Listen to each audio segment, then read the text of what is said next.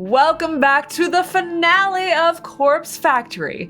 I hope you're ready for death, betrayal, twists and turns that nobody saw coming. And I hope you got your snacks ready because we are going through every single ending of Corpse Factory in this episode. One mega Corpse Factory episode.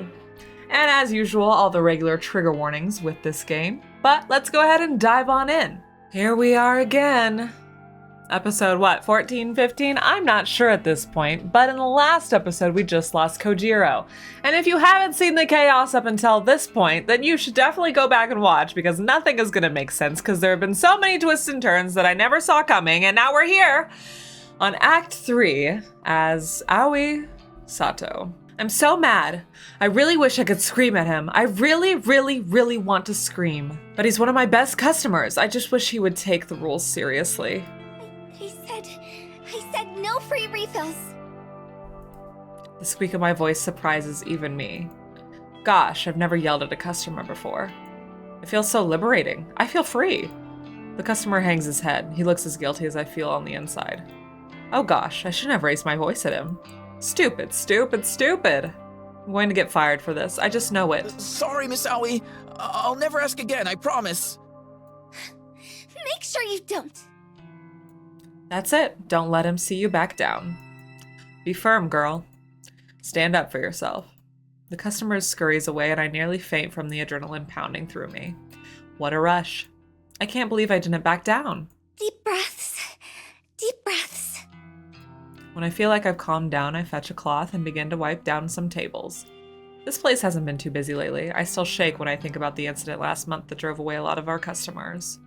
That man, that tall, scary man with glasses and an evil face. He hurt my sweet little Junpei. He cornered him in this very cafe and stabbed his fingers with cutlery. What kind of a sick freak does such a thing? I know there's something between those two. I can't ever forget the time that man left Junpei all bruised and broken on the ground outside his apartment. Grr. I hate that man. Who does he think he is, bullying my sweetheart? A pleasant little chime rings out from my pocket, and I recognize it as the notification I set to let me know when the cafe is closing. Phew. Guess I better get going. If only it was that simple. I serve part-time, and I have a lot of side work to do before I can clock out, girl. Luckily for me, I'm not on closing duty tonight. My coworkers will take care of all that. All I need to do is sign out of the employee app on my phone, and my full shift will be automatically recorded. Then I'll get paid on time, just like the usual. Bye, everyone.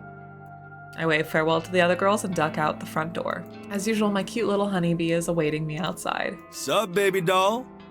Junpei. I rush into his arms and give him a big, snuggly cuddle. You two disgust me. I just want to say that. They disgust me. I'm so happy to see you. Of course, babe. I'm always here for you. How was your shift? Not so bad. Glad to hear it. Guess things really have changed around here. Yep.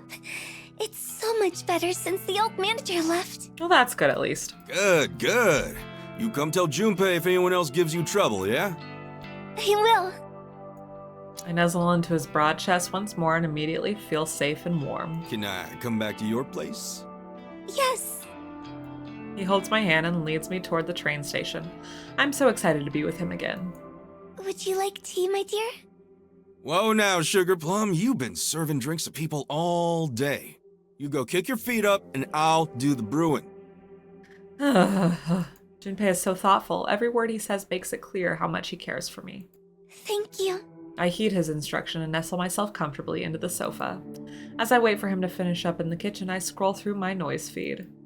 I don't have that many friends on here, mainly just family members, but I still like to see what everybody is up to lately. Plus, Junpei always shares funny memes and pics on his profile, so I love seeing those. After scrolling for a minute, I come across a status update from a friend I haven't heard from in a while. Noriko Kurosawa.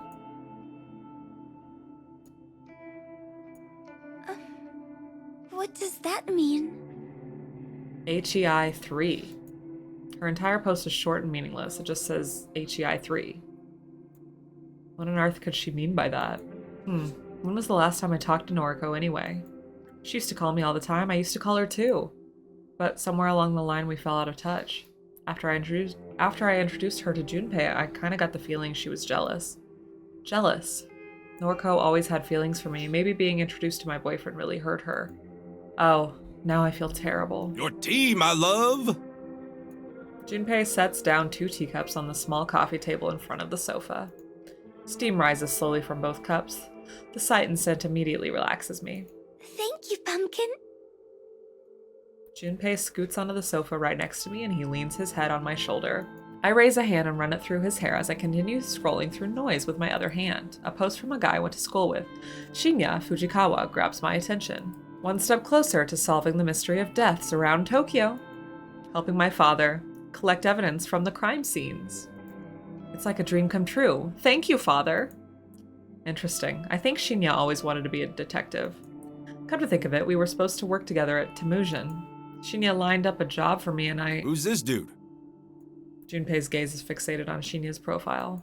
Oh, Shinya? I tap on his pic and load his full profile. We went to school together. I scan through his profile and read some more of his recent posts. My father has enlisted me to help with his top secret investigation. Shinya, you're posting it all over your profile. Can't divulge any further information. My lips are sealed. Top secret. So happy that I managed to get a lead on this case. I submitted some information to the detective in charge of the serial murderers around Tokyo, Senior Detective Fujikawa, who just happens to also be my father, and he said I can join the investigation team as a probationary member. This guy has a real father complex, doesn't he? Maybe just a little. Maybe. No one tells you what to expect when you experience heartbreak. Oh, 7 days ago. Oh no, him and Tomoe?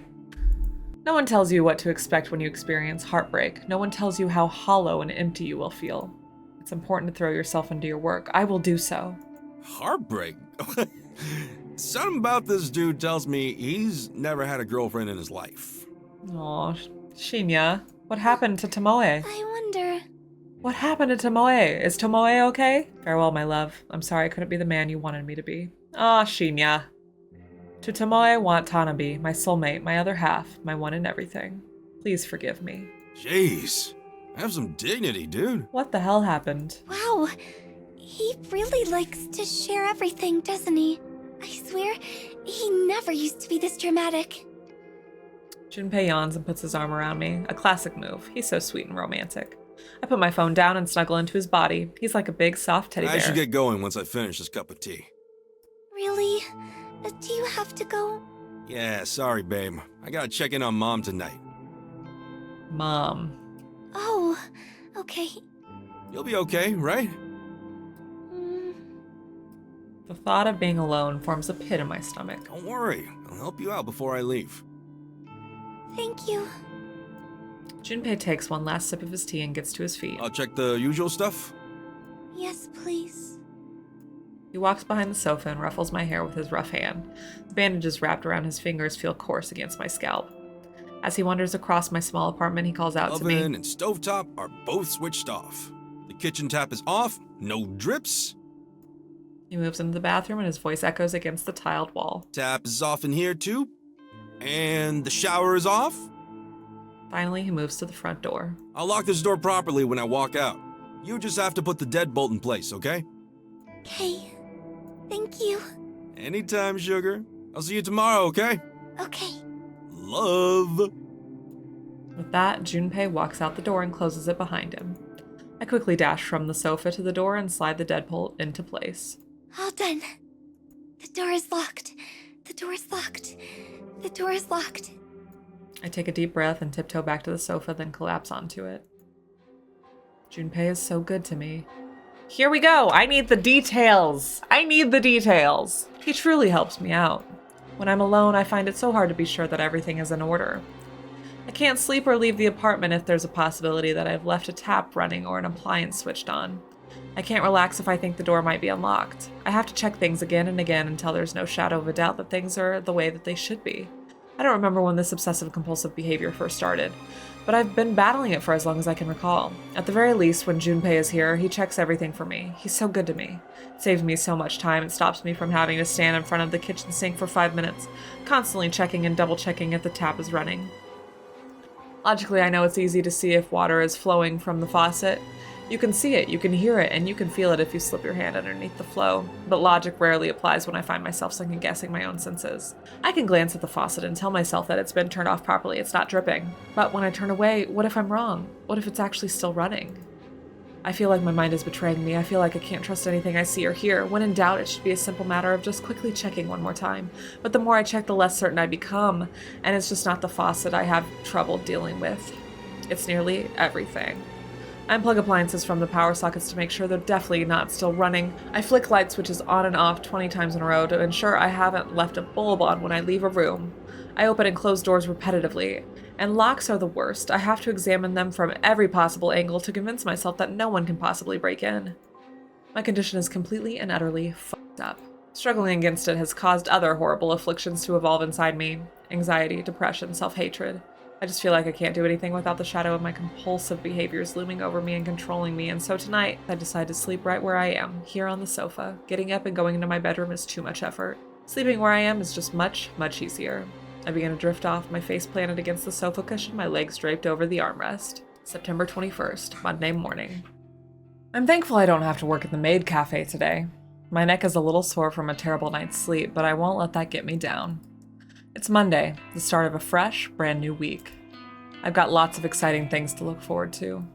For starters, I'm expecting a delivery for some items I ordered online over the weekend. It's mostly snack food, but I still can't wait. Secondly, I'll get to see my Junpei again this afternoon. I'm going to go meet him when he finishes work. Third, my favorite anime airs on Monday nights. There's a new episode every week, well, except for when they run repeats after a season is just finished. Junpei loves anime as much as I do. Granted, he's not into my favorite series. He says it's a little too girly, but he likes a lot of other shows. We have so much fun discussing characters and stories we like, even if the shows he watches scare me a little bit. Yes, it's going to be a good day. It's going to be a good week. My upbeat mood is instantly shattered when Noriko Kurosawa's name lights up on my phone screen. She's calling me? We haven't spoken in so long. Why? What does she want from me? Noriko, she's such a chore. She whines and complains so much about her life, but she doesn't know how good she has it. So what if she's scared of leaving her apartment? Agoraphobia isn't that bad. I'm scared of everything. Everything. She's so selfish, thinking she's the only one who has it rough. I'm so tired of tiptoeing around her feelings and her stupid sensitivities. Hello? Aoi? Hi, Noriko. Hey, listen. I know it's been a while, but can I stay at your place for a few days? I got booted out of my apartment for not paying the rent, and, well, I was living in this abandoned factory, but I can't do it anymore. I hate being there alone. The guy I was spending time with just disappeared, and now, Aoi? Are you there? Is this crazy bitch for real? She hasn't spoken to me for weeks, months, and now she wants to live in my apartment? Aoi? Sorry, Noriko. You can't stay here. Well, fuck you too.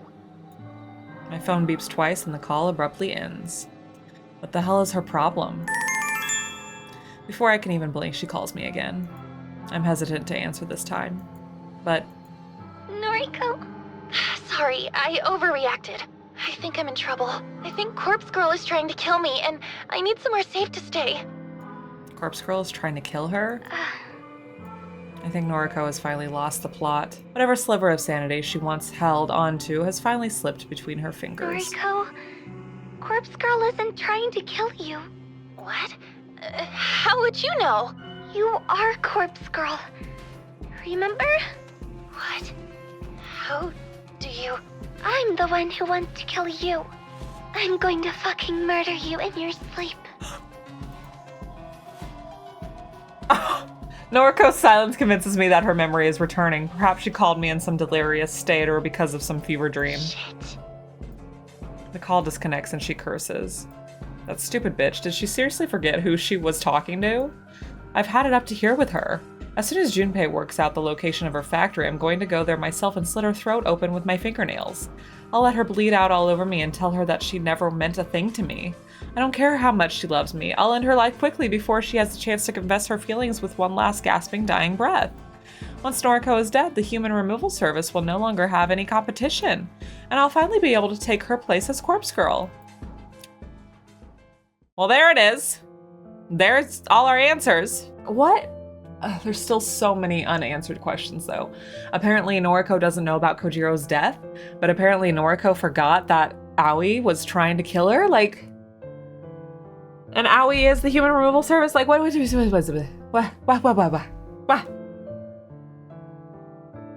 What? I feel like this game does a good job, like story-wise, not letting us know a lot while it's telling us so much, you know? It's telling us all the little details while we want the main juicy details. And it's just all coming together very slowly, very, very, very slowly. Anyway, during our school years, I was always envious of Noriko. She was so beautiful, so slim and graceful, and she had a wonderful family, parents that loved her more than anything. I never had any of that. I wanted so badly to be her. I struggled with my weight back then, but that wasn't the worst of it. I had an abusive mother and a father that essentially ignored my existence. Well, until he killed me by splitting my neck open. What? What? What? What? Wait, I had an abusive mother and a father that essentially ignored my existence. Well, until he killed me by splitting my neck open? We're not gonna address that? I would have given anything to trade places with Noriko and feel alive again. It didn't matter to me that Noriko complained about every aspect of her life. She moaned about how much she despised her delinquent sister. She griped about how her father walked out on her, but still sent her a birthday card every year. She lamented over the time her mother tried to kill herself in front of her and her sister, how her mother hung from the ceiling barely alive for hours and hours until Yuriko figured out how to call for an ambulance. But I would have taken all of that trauma over my own upbringing. I'd have traded my life for hers without a second thought. Noriko had no idea how lucky she was. Even after all these years, I never really overcame my envy of her. I even went so far as to request her death through Corpse Girl's website. Of course she didn't die. How could she have? Junpei figured it out before I did. He forced his way into Corpse Girl's website and viewed all of the death requests. Okay, so Junpei was the hacker. Someone, Noriko, had placed a comment on the request I submitted. A single line of text never intended to be seen by other eyes. That's me, bitch. Knowing that she had become Corpse Girl made my jealousy grow. I wanted to take her place. I wanted people to fear me, just like they feared her. I wanted any other life, anything that would let me escape my own hellish half-existence. Thanks to trawling through her website, Junpei soon figured out the whole thing was essentially a hoax. Corpse Girl had no ability to cause death. Noriko was simply trying to con people into ending their own lives. It was pathetic. It made me laugh. I decided I would play along with Noriko's illusions in order to ensure her downfall. It's finally time! I get to meet Junpei at the station and walk him home. Yay! The Noise Corporation office is within walking distance from Shinjuku train station. Getting there is a breeze. Junpei works on the 30th floor of the massive office complex. He's worked really hard to get to where he is. I'm so proud of him. It's kind of funny to think that I almost got a job near here. The Temujin building is so close to Junpei's office. Noriko and Shinya hooked me up, but I completely bailed on them. Oh well, at that time I had no idea that the love of my life worked nearby. I think I'm right on time, so Junpei should be here any second. As I wait patiently, a familiar-looking girl climbs the stairs and wanders past me. Her outfit is kind of unprofessional. I wonder if she's an office employee. She looks a bit like a troublemaker. Where have I seen her before? She caught me staring at her. Oh no, she's walking toward me. Hey, don't I know you from somewhere? Tomoe! No time to run away. She's right in front of me. Yeah, you're Noriko's friend, right? Aoi? Noriko's friend. Everything's always about Noriko. Yes, and you are? The brash girl swoops her hair out of her face and leers at me. Tomoe, a friend of hers as well. Oh! I suddenly remember where I've seen Tomoe before. I think she was in some of Shinya's photos. Is she the girl that Shinya was dating and broke up with? How is Noriko? Dunno. Was hoping you could tell me. Haven't seen that skank in weeks. I see. I haven't seen her either. Righto. Well, I'll see you around. Just like that, the girl brushes past me and doesn't even look back. Bye. I watched her as she wanders along the platform. Yo, babe! Junpei! What up, doll? Hey, that chick you were just talking to? She works at Temujin. I see her walking around here all the time. She's the one I told you about. Wait, that's her? Yup. She used to help that Kojiro asshole deliver putties for Corpse Girl. I've been waiting for ages to introduce you to. Oh! I nod at Junpei and immediately break into a run. Go get her, babe. Junpei's cheers fade as I leave him behind. Tomoe, she's the one helping Noriko. Helping Corpse Girl. We've been waiting for a chance to follow her. Oh no. Junpei has been keeping an eye on her, but her actions and movements are erratic and hard to predict. But today I fortunately have the opportunity to follow her. She's connected to so many people. Noriko, Kojiro, Shinya. They're all involved with Corpse Girl's operation. We want to track them all down one by one and cremate them like cadavers. Of course I'm saving Noriko for last. I'll slice her open and bathe in her blood and be born again from her corpse. I'll assume her identity and live her life and leave my own painful existence behind.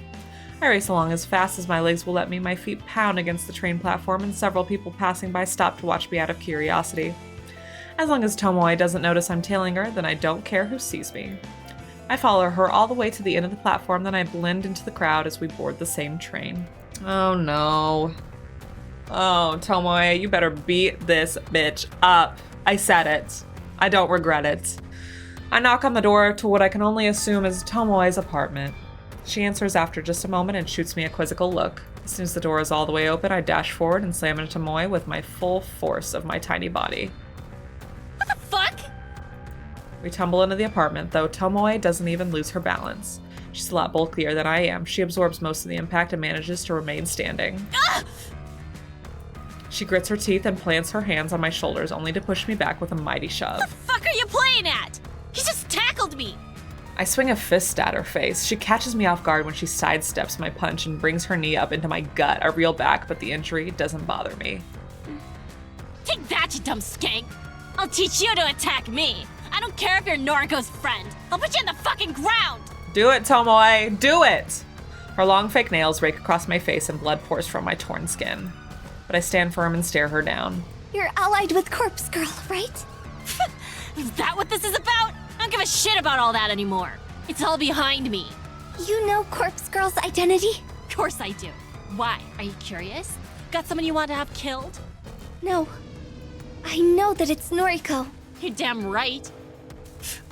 I should have guessed that a friend of hers would be just as psychotic. Noriko can go fuck herself for all I care. I'm done with her shit. So am I. I'm going to kill her. Tomoe raises an eyebrow. That so? Well, she kinda has it coming. I see. Corpse Girl is done and dusted. Doubt the public even remembers her these days. It's all about the human removal service. Noriko's just Noriko now. But I still won't forgive her for what she did to Kojiro. What is she talking about? Does she know something I don't? What happened to Kojiro? Do you even know who he is? I do. He warned me about her, you know? He said she'd discard us as soon as we weren't useful anymore. Sure enough, she had him killed. Fucking burned him alive. Interesting. Tomoe thinks Noriko killed Kojiro, when in reality, Junpei took care of that freak. He burned the entire morgue down around him. I suppose Kojiro's death caused Noriko's and Tomoe's relationship to fall apart. Everything worked out better than Junpei planned. Noriko will die, and so will you for your role in helping her. Oh, come on. Why are you so insistent on messing with me? I ain't never done nothing to you. Hang on. Even though this girl exudes an air of stupidity, I didn't expect her to actually be this dense. Surely she's figured it out by now. Are you with the human removal service? I don't say anything. You're kidding me. You're the one Noriko has been fighting against this whole time. And you're her best friend. Your point? Are you the leader of your little group? No. Right. When Tomoe pauses to brush her hair behind her ear, I strike. My hand darts forward and grips her throat, and I begin to crush it between my fingers. Oh god, here we go. Tomoe, I swear to God, girl, you better use all your freaking strength. All of it. The girl kicks and flails. She beats her fist against my outstretched arm, but I don't flinch. Her gurgling and thrashing brings me no joy. I wish people would simply accept their fate. Tomoe! Despite how tightly I'm squeezing her throat, she manages to form the beginning of a word. I can only guess that she's trying to call for Shinya. Shinya, the idiot boy she already broke up with. He can't save her now. I tighten my grip and stride forward, pushing Tomoe back and pinning her against the wall. She kicks out at me and hits me directly in the knee. I refuse to buckle. Her fingers continuously claw at my arm, slashing into my flesh and sending flecks of blood across the room. She thinks she can hurt me, thinks she can fight her way out of her fate.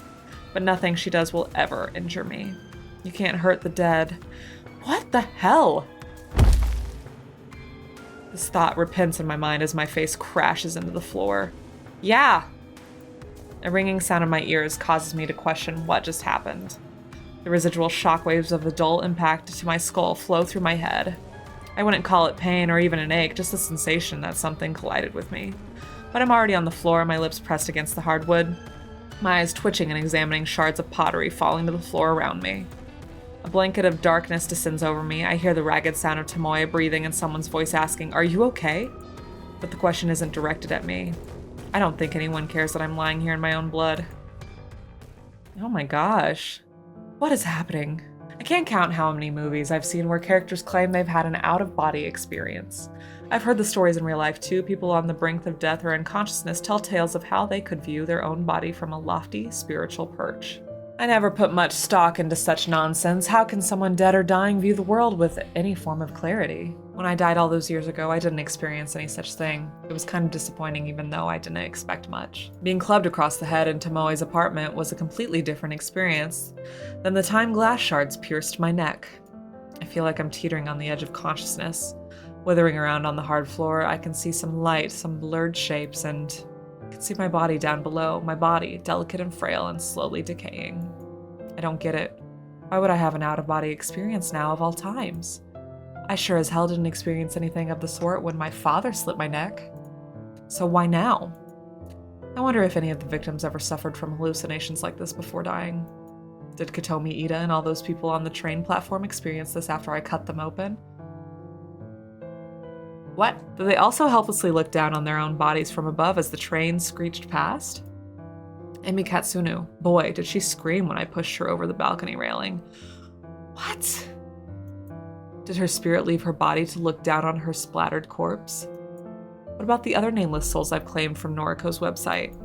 There have been so many bodies piled up, countless gifts pledged in Corpse Girl's name.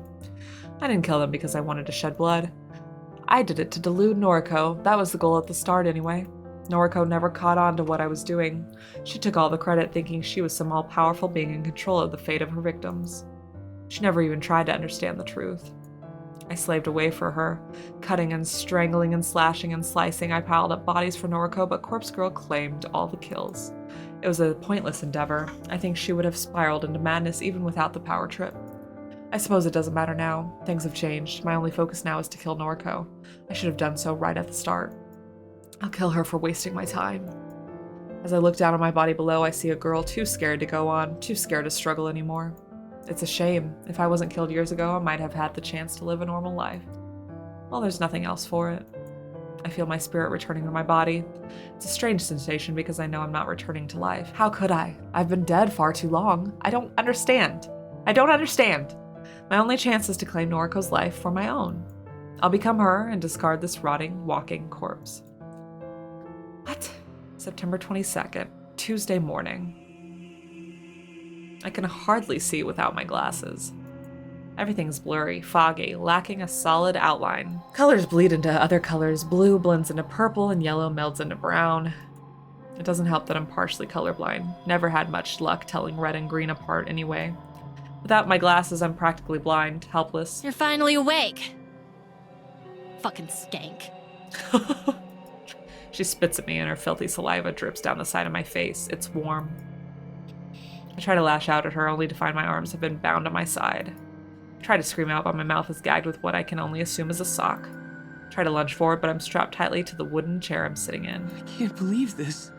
This is so strange. I just... Shut up, Shinya. Jeez. Sorry. Yikes. The blurred forms of Tomoe and Shinya are pacing the room. Even without my full vision, I can tell that the room is bright. Sunlight is pouring in from the open window. Just how much time passed since I was knocked unconscious? And why have they tied me up here? I scream into the mouth gag, somehow loud enough to capture their attention. Tomoe strides toward me and pulls the damn sock from my mouth. What? What do you want? I mumble something about being unable to see. Tomoe swears, stumbles around for a bit, then forcefully pushes my glasses onto my face. What are you going to do to me? I don't know. That's up to this genius. Her arm gestures towards Shinya, a pointed finger loaded with accusation. Me? Look, I didn't mean for any of this to happen. I just saw you were in trouble, so... Why are you here anyway? We're done. Over. I wanted to see you. I'm not in the mood for their lovers' quarrel. Let me go. Or bury me. Either way, don't keep me here. You nearly killed me, bitch! It's taken all my strength not to murder you right here! Go ahead. Try it. You can't kill the dead. You're a freak. Let me call my father. I'm sure he can take her in for questioning. He can find out her motives for attacking you. I already know why she attacked me. She's trying to take down everyone associated with Tomoe cuts herself short. Never mind that. I wonder, is Shinya not privy to Tomoe's relationship with Corpse Girl? Intriguing. As Tomoe's former boyfriend, I simply assumed he was part of the operation. I thought he was an accomplice. If he doesn't know anything, then I don't need to kill him. One less person to deal with before I go after Noriko. However, I need to focus on getting out of here first. If you let me go, I'll never bother you again. I wouldn't trust this bitch as far as I can throw her. I mean, we already have her tied up, right? A lie. Yep, Why should I believe you? exactly. You followed me to my frickin' home!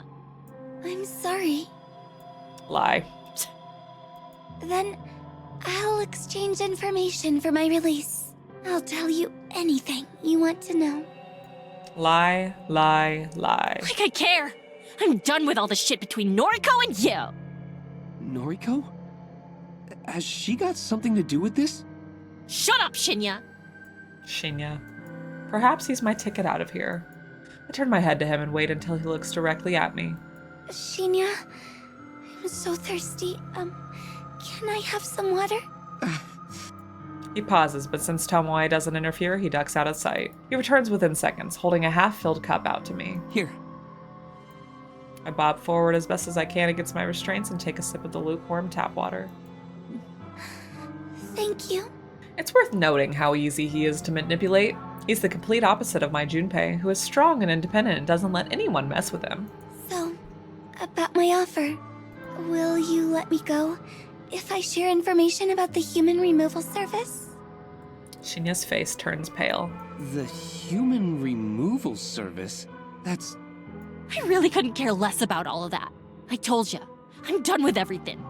I see. Tomoe. She might have information that can assist with my investigation. We have to accept her offer.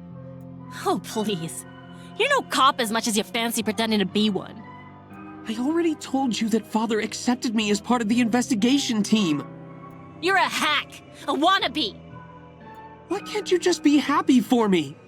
Shut up! Shut up! Shut up! Tomoe storms off, the sheer force of her anger causing the walls to tremble. Shinya and I are alone in the room. I don't waste another second. Shinya, I don't know everything that's going on, but it sounds like you're trying to solve the murder cases, right? That's right. I'm really helping the investigation team, you know? Oh, Shinya. That's good. Very good. She is gonna have a play day with you, my boy. Please, I have information that might help you. Will you let me go if I share it with you? His nervous eyes dart around, searching for any sign of Tomoe's presence. Dude, he just tried to kill your ex-girlfriend, and if you're so dead set on becoming a detective like your father, you would know that that's not a good idea with all the stuff you've studied, all the stuff you've heard. Like, come on! And then he looks me dead in the eyes and says the very last thing I ever expected to hear. I'll let you go if you help me kill Noriko Kurosawa. What?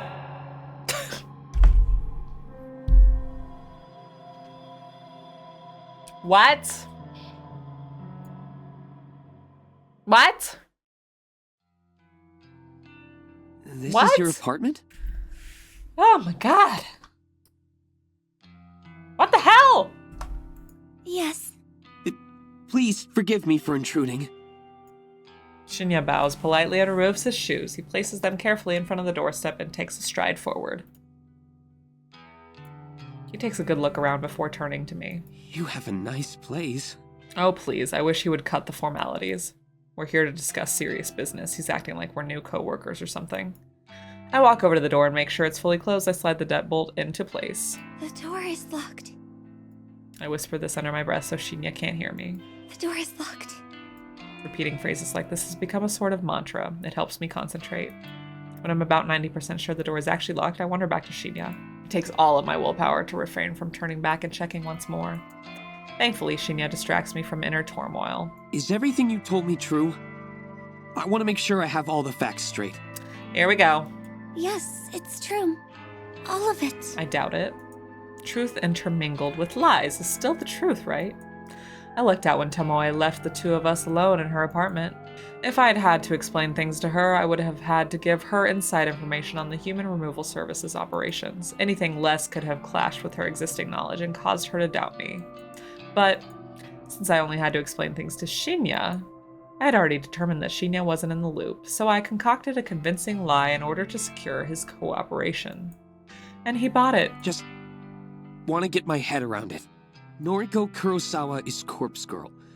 She's the one that was behind the initial string of murders across the city. She delivered photos and corpses to her victims in order to convince them that they would die soon. And that had the effect of causing people to kill themselves. Almost a self-fulfilling prophecy. Of course, all of this part is true. Kind of. Shinya doesn't need to know that I acted behind the scenes and brought the victims low by my own hands. Those acts of violence almost seem like a distant memory now. I was so committed to aiding Noriko that I couldn't think of anything else. In the end, my assistance didn't help my own situation. I only propelled Noriko's ego into the stars and continued to suffer my cursed half-existence. But it wasn't long before another group started killing people in much the same way as Noriko did. A group called the Human Removal Service. They've killed hundreds, if not thousands of people in the past months. Again, all true so far. And you were enslaved by Noriko? Forced against your will to infiltrate the Human Removal Service and bring them down from the inside? That's right. Huh. He's a fucking idiot. Wah! That explains why you want to kill Noriko. You want to be free from her. Even if it isn't exactly the legal thing to do. Legal? What kind of pedestal is this guy standing on?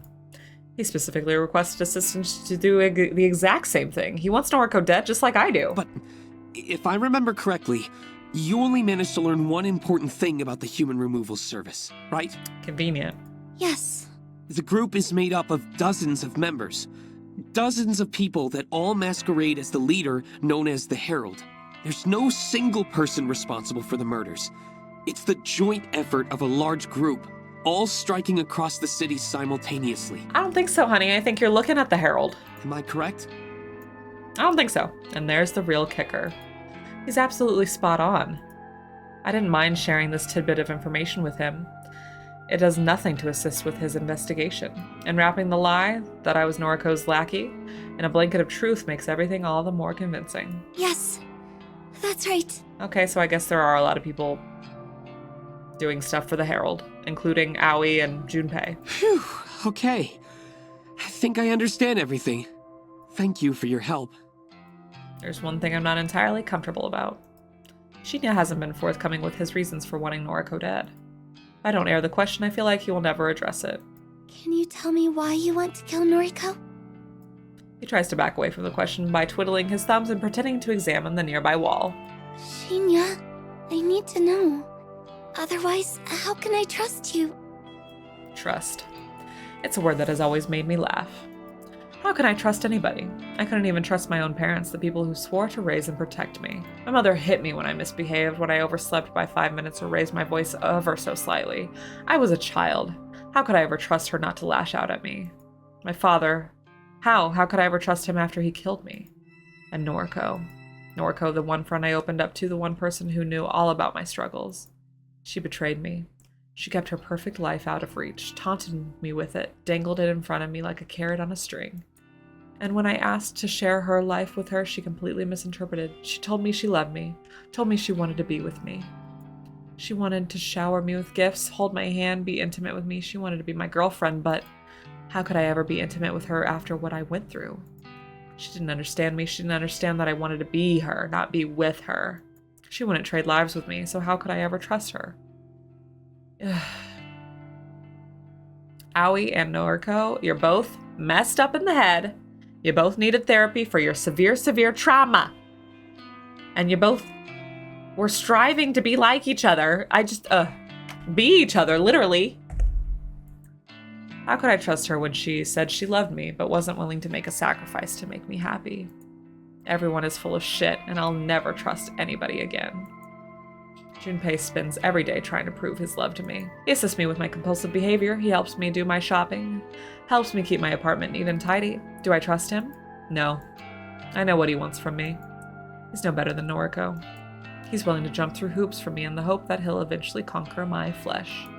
Even when he tries to help out with my compulsions, I don't have full faith in him.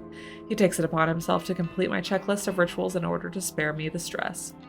But more often than not, I still have to go ahead and double-check everything just to make sure he didn't fuck anything up. If I can't even trust him with that, then I know I'll never be able to trust another soul with anything.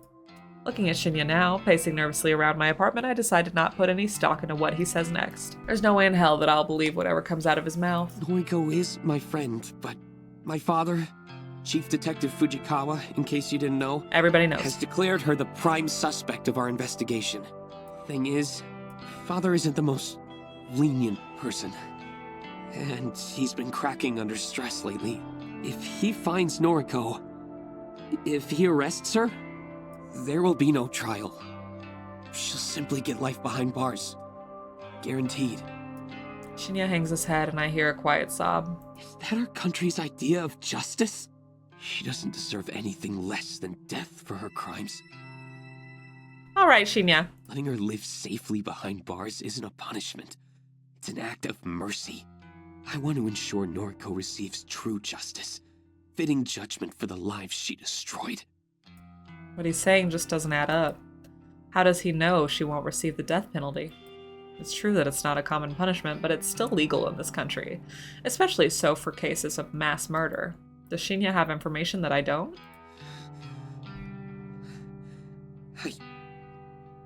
I need to find her. I need to hand her the justice that my father is too cowardly to deliver. Everyone is messed up. Every single person is messed up. You know, I thought Tomoe was crazy at the very beginning of this game. No, she has been the most normal person of all these main characters, okay? All right? Glad we're on the same page. Cool. Whatever. I'm already sick of this guy. He acts like he's been personally wronged by Noriko's crimes, like he's so high and mighty and knows what's best. I doubt he knew a single person that Noriko killed. Fine. To be honest, I don't really care about your reasons.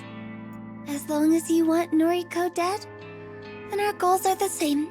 But I have to ask, will you turn yourself into the police after you kill her? Once again, Shinya hangs his head. I'd be a hypocrite if I didn't. He leaves his sentence hanging in midair. It wasn't exactly a confirmation. There's only one problem. I have no idea where Noriko's hiding. She doesn't live in her apartment anymore. She doesn't show up to her office. I know that she has a factory that she runs her operation from, but I can't find it. I see. I might be able to help. Tomoe and Noriko used to spend a lot of time together. Not sure what they used to get up to, but I checked the travel history on Tomoe's IC card, and she made a lot of trips to Shinokubo. Her IC card. For people traveling by train every day, buying single-use tickets is often a pain in the ass. Reusable IC cards are much more convenient. You can top them up with money and simply swipe them in the ticket gates to have your train fare automatically deducted. Best of all, they keep a record of your transaction history and the stations you've traveled to recently. The fact that Shinya even thought to look at Tomoe's travel history makes me want to reconsider my initial assessment of the guy's detective skills. Shinokubo, you say? Yeah. Can't imagine what she was doing there, but all the dates she traveled to that station coincide with days she claimed to be hanging out with Noriko. I still don't think Shinya realizes that Tomoe was in on the Noriko's operation. Regardless, this is valuable information. Chances are good that Noriko and Tomoe spent a lot of time together at their factory, and that factory may very well be located in Shinokubo. I'll feed this information to Junpei and see what he makes of it. Perhaps he knows something I don't. Thanks for the info. That's enough for today. I'll contact you when I locate Noriko. Oh, say, just one more thing. What is it? If you've been wanting to kill her, then why haven't you just called her and asked her to meet up with you? He thinks he's so clever. He thinks he has everything all worked out. He doesn't know shit. It's not that easy. I need to find where she's living and running her operation from. I want to destroy everything involved with Corpse Girl. I want to burn her factory to the ground. More lies. Lies on top of lies. The truth of the matter is that Noriko knows perfectly well my intentions for her, even if she temporarily forgets it during moments of delirium. She would never agree to meet up with me. Not now. Things were different not so long ago, but I missed that opportunity. Noriko worked out my position in the human removal service. She figured out that I'm the herald, the one responsible for slicing and dicing. She doesn't know that there is more than one herald, but that's irrelevant. And she doesn't know that I'm responsible for the mass of bodies littered across Tokyo thanks to Corpse Girl's website. However, as long as she knows I'm a threat, she'll never agree to meet with me. How she came to the conclusion that I'm the enemy is beyond me. She's a sharp person, despite teetering on the edge of a total breakdown. Doesn't matter. The point is I can't simply call and meet up with her. Besides, I actually do want to locate the factory just as much as I want to locate her. The factory is where I'll plant myself. It's where I'll start my life anew. It's where I'll grow and blossom into the new Corpse Girl once I've taken over Noriko's identity. Shinya is contemplating my answer. It seems good enough for him. Fair enough. You want to see Corpse Girl completely and utterly defeated. I get that. That's your idea of justice. Sure. Agreeing with him will make this ordeal of a conversation end quicker. I'm going to get some rest. So... Okay. I understand. I'll take my leave. Call me when you locate Noriko, okay? Yes. Lie. Farewell then. He makes his way to the door, and I don't take my eyes off him until he disappears through the portal. When he's gone, I tiptoe toward the door and confirm it's fully closed. I make sure the door is snugly nestled in the wooden frame. I lock the door handle, then slide the deadbolt into place. The door is locked. But is it? The door is locked. I can't be certain. To my eyes that fail me on a daily basis, that betray my mind with illusions and phantoms, the door seems to be locked. Why should I trust my eyes? I don't trust anyone. Why should I trust parts of myself? I can't even see colors clearly. Red, green, whatever. I can't see anything without the aid of glasses. The door has to be locked. It has to be. Otherwise, I won't be able to walk away. I won't be able to stop thinking about it until I come back and check again and again and again and again. The door is locked. I turn away, take a deep breath, and then immediately turn back. The door is locked. The door is locked. I'm pretty sure the deadbolt is in place. It certainly looks in place. I'm so exhausted. I'm tired of the routines and rituals. Why can't I just walk away? If I walked away, the problem wouldn't exist. I wouldn't be stuck standing here checking and double-checking something so trivial. If I could walk away, I wouldn't be so full of stress, so worked up about things that ultimately don't matter. Another deep breath and I take a step back. Door's locked. I turn, run, dash. I sprint through the room, sprint through the hallway, slam my body into my bedroom door, throwing it open wide. I collapse on my bed. I ignore the nagging in my brain telling me that the door is unlocked. I ignore it until it feels too real and I have to scratch at my flesh just to distract myself. I pull my pillow over my head and hold it tightly around my face. I'm safe here, safe in my bed. The door is locked. Locked! I try to convince myself to fall asleep, tell myself I'll feel better after I rest. I hope I locked the front door. September 23rd, Wednesday morning. So yeah, I reckon I'll have some work for you soon. The other heralds have been keeping the numbers up. There just haven't been any requests for this area lately, you know? Yeah. I'm only half listening to Junpei. He said something about why I haven't been tasked with killing anyone lately, but I don't really care about the reasons. Junpei's the only one in contact with the leader of the human removal service. I just take orders, like all the other heralds. Not that I've met any of them. Every herald has their own district, their own turf. If a request comes through our website, it gets allocated to the herald closest to the victim. It must have been a week since I last got to kill, maybe 2 weeks. It's not that I like the killing, it's not that I want to do it. I fulfill the request simply as a way to antagonize Noriko. It's my role to play in backing her into a corner and shutting down Corpse Girl. And so far, thanks to my contributions to the human removal service, we have been increasingly successful. Corpse Girl is all but a distant memory to the general public. If people really want to request somebody's death, they come to us, not her. I don't plan on remaining with the group for much longer. After all, Noriko is pretty much already broken. She's a wreck. Once I find her, I'll possess her and quit this group. Then I'll finally have the life I always wanted, Noriko's life. I'll resurrect Corpse Girl when I feel like it. I'll use my inside knowledge on the human removal services operations to bring them down myself. After that, I'll be able to spend my days in peace, living free of fear, finally comfortable in being the girl I want to be. I'll truly be Noriko. Yo, babe, you in there? Huh? I suppose I drifted too far away. I rub my eyes, look at Junpei, and flash him my sweetest fake smile. I'm okay. Sorry, honey bear. I'm very tired. Oh, don't sweat it. You want me to grab you a cup of coffee? That would be lovely. You always know how to make me feel better. Course. I'm on it, babe. You wait right there. Junpei stomps away and heads behind the bar, leaving me alone in this empty section of the cafe. I take a seat on one of the cardboard boxes lining the wall. The box is solid thanks to being packed full of various canned drinks. The maid cafe belongs to us in the early hours of the morning. The place doesn't open until noon, so there's no one here this early. I have my own keys these days, regardless of whether or not I'm supposed to.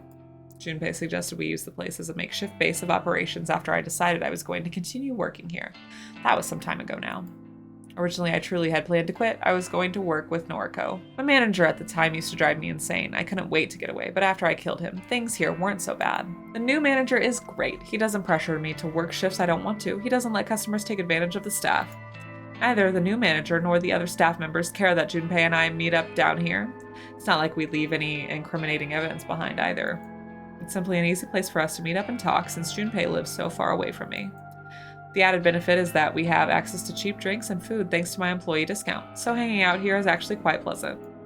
I wait for a while longer for Junpei to return. I really could use a coffee right now. His return is heralded by the thump of heavy feet against the tiled floor. I got you, fam. Junpei sidles up to me and hands me my favorite drink, a tall iced coffee with an extra espresso shot and a dollop of ice cream. Oh, you're the best, baby.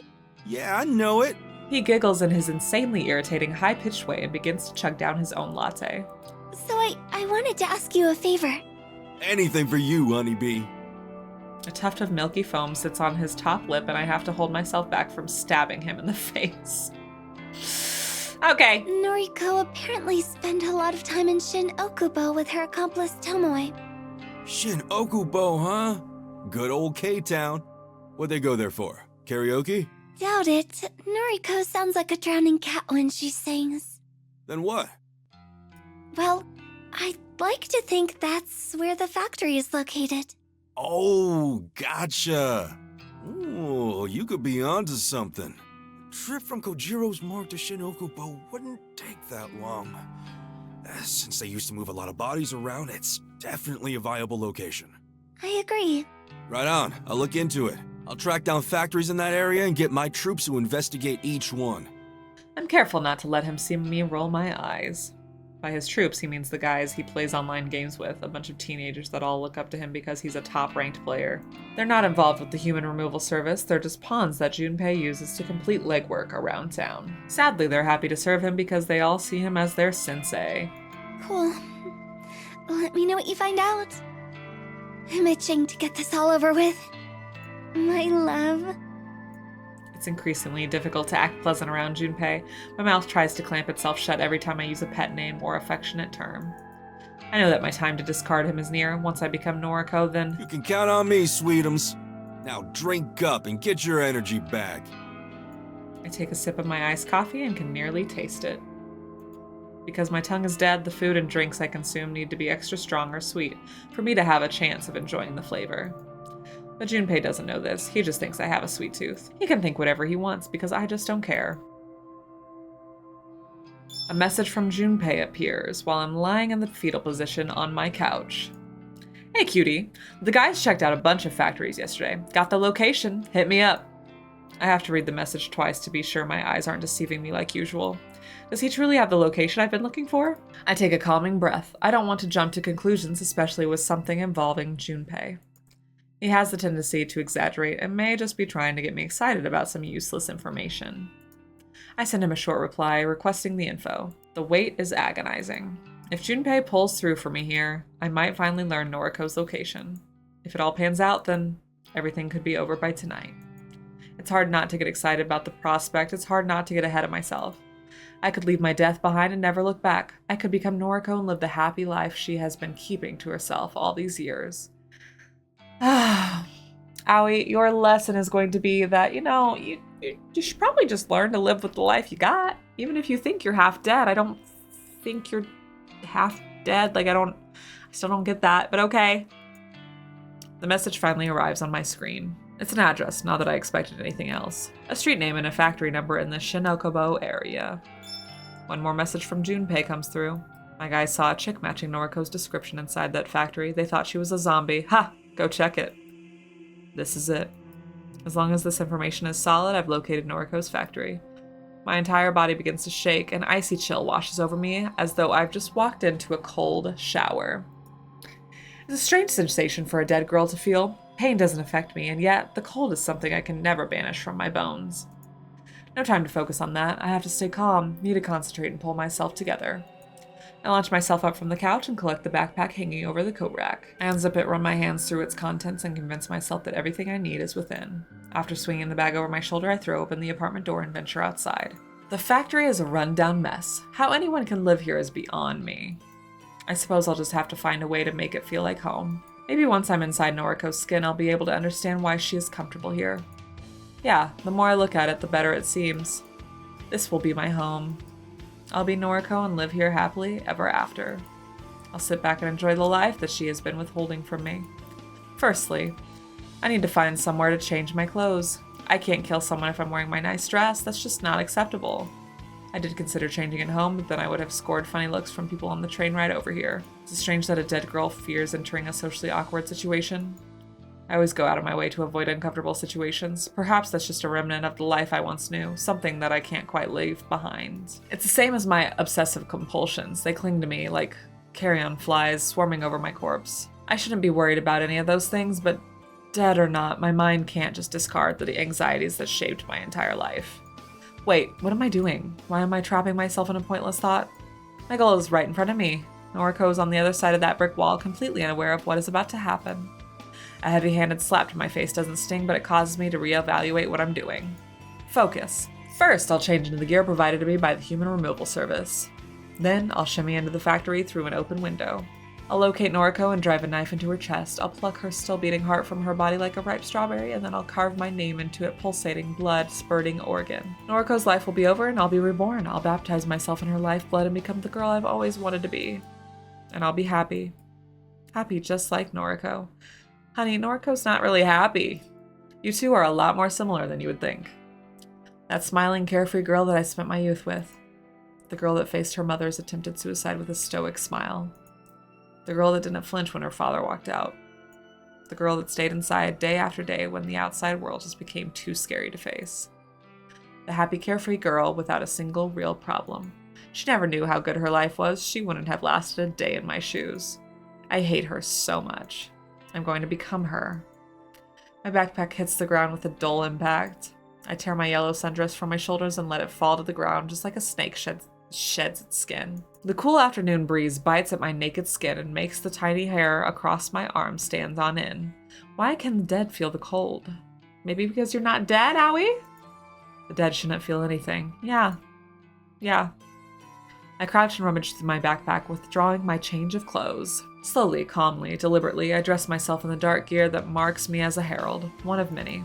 I note the comforting weight of 4 knives concealed within my jacket, 1 in each sleeve and 2 against my chest. It's important to be armed to the teeth. After donning every article, I pull a broad mask out of the bag. A mask in the likeness of Corpse Girl, my enemy and my future identity. I slide the mask over my face, and a curtain of calm descends over me. This is the last time I march forward in the name of the Human Removal Service. This is for my own personal agenda. The scheming of that rebellious group of killers no longer guides my hand. The time has come. I approach the factory's front entrance and try the door. Simply out of curiosity, I don't expect Noriko to have lowered her guard so much, and yet the door swings open. She left it unlocked. A mistake I never would have made thanks to my overbearing compulsions. Here we go. This place reeks of death. If I wasn't so accustomed to the smell, I'd probably vomit. Do dead girls vomit? The dull, steady hum of an air conditioner registers in my consciousness but doesn't distract me from examining the surroundings. Countless empty body bags are strewn across the pockmarked concrete floor. Some are stained with brown blood and some are completely clean. A series of shelves, almost like warehouse racks, run along the walls and across the floor in haphazard patterns. Whoever planned this layout was out of their mind. However, this is home now. My home. Soon. Striding forward, I weave between shelves and step over discarded body bags. So far, there has been no indication of Noriko's presence. Still, I draw a knife from inside my sleeve so that it rests in the palm of my hand. The metal handle is cold. Cold. Why do I feel cold? The entire factory is like a freezer. How can Noriko live here? Hey. My torso twists in reaction to the monotone syllable. The quick movement sends a shooting pain across my chest. Pain? Pain? It's you. Hello, Harold. It took me a while, but I figured out what your mask is supposed to be. It's Corpse Girl. It's like an artistic representation of Corpse Girl, right? The Corpse Girl mascot that appears on my website. Noriko flashes her phone at me and I glare at the website displayed. That's totally copyright infringement. I don't know what to say to her. This isn't exactly how I imagined this encounter would play out. Why'd you fake Junpei Matsumoto's death? You know what I'm talking about, right? That time we met in the underground parking lot. You planted a look-alike corpse to fool us into thinking Junpei had died. Total Corpse Girl move, by the way. Guess you stole that strategy from me, too. I sense a lawsuit. She steps forward with a hand outstretched. I instinctively lash out with my knife and slash her wrist. But her hand comes to rest on my shoulder, the tiny nick from my inaccurate blade not even prompting a spurt of blood. Ouch! That stung a little. The warmth of her hand seeps into my shoulder. It's almost comforting. Aoi, I miss you. I really miss you. Can you take off the mask? Can we just talk? I don't take off the mask. I don't know why I'm standing here listening to her. I don't know why her presence and her reassuring hand has caused me to lower my guard. She smiles. This is the happy, carefree Noriko I grew up with. You're so beautiful, Aoi. I'm really sad we can't be together. How are things with your boyfriend? That single useless word crawls out of my rotting mouth like a diseased maggot. It's all I can bring myself to say. You can't tell me? That's okay. You used to be so open with me. And then, you died. What? We tried to keep our friendship going after that, but we've never really been the same since then, have we? I hope you get the help you need, Aoi. I hope one day we can put all of this behind us. My fingers loosen, the grip on my knife weakening. It falls to the concrete ground. I don't need it anymore. I tense my arms and squeeze my hands together, desperately trying to crush Noriko's throat beneath my fingers. Her skin is warm and flushes red as my grip tightens. She kicks against me, but the pain doesn't register. She's weak and frail. Her strangled cry is drowned out by my own grunts of exertion. Anemic fingers swipe at my arms constantly, only serving to irritate me. I could hold her neck in one hand and use my other to plunge a knife into her face. I could continue to strangle her until I crush her windpipe. Or I could slash her stomach open and let her intestines spill out onto the ground. All the options are appealing. All of the options can be put into motion within seconds. I take my right hand off her neck and slip it into my jacket, ready to pull out a knife. My left hand closes tighter on her neck. And Noriko closes the distance between us, causing my elbow to bend and allow her closer. Her forehead slams into my own and my neck recoils backward. I'm falling to the ground, only able to blink once as I try to work out what just happened. She somehow summoned the strength to headbutt me. Frail, weak, ghostly Noriko. She actually stood up for herself. She actually struck the person she loves. I'm dazed, but ultimately uninjured. I didn't even feel the impact of my skull against the concrete when I landed flat on my back. Noriko towers over me and rubs her neck, her ragged breathing even louder than the thrumming air conditioner. Sorry, Aoi. I had to defend myself. Please, get up. Let's talk about things. I get up. I slip the knife into her side and feel it slide neatly between two of her ribs. Her taut, thin skin does nothing to resist impalement. Noriko looks down at the wound and mumbles in surprise. I drive the knife in deeper, and with a flick of my wrist, I pull it sideways, slashing her belly open wide. An arcing stream of blood sprays from the savage wound and forms a macabre rainbow before me.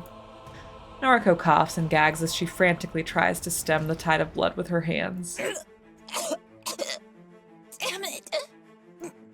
Corpse girl will She falls to her knees. get at you. Her empty threat falls with her, and her face slams into the concrete. Noriko Kurosawa is dead. Using the very same knife that slashed her open, I cut along the seams of my jacket and skirt.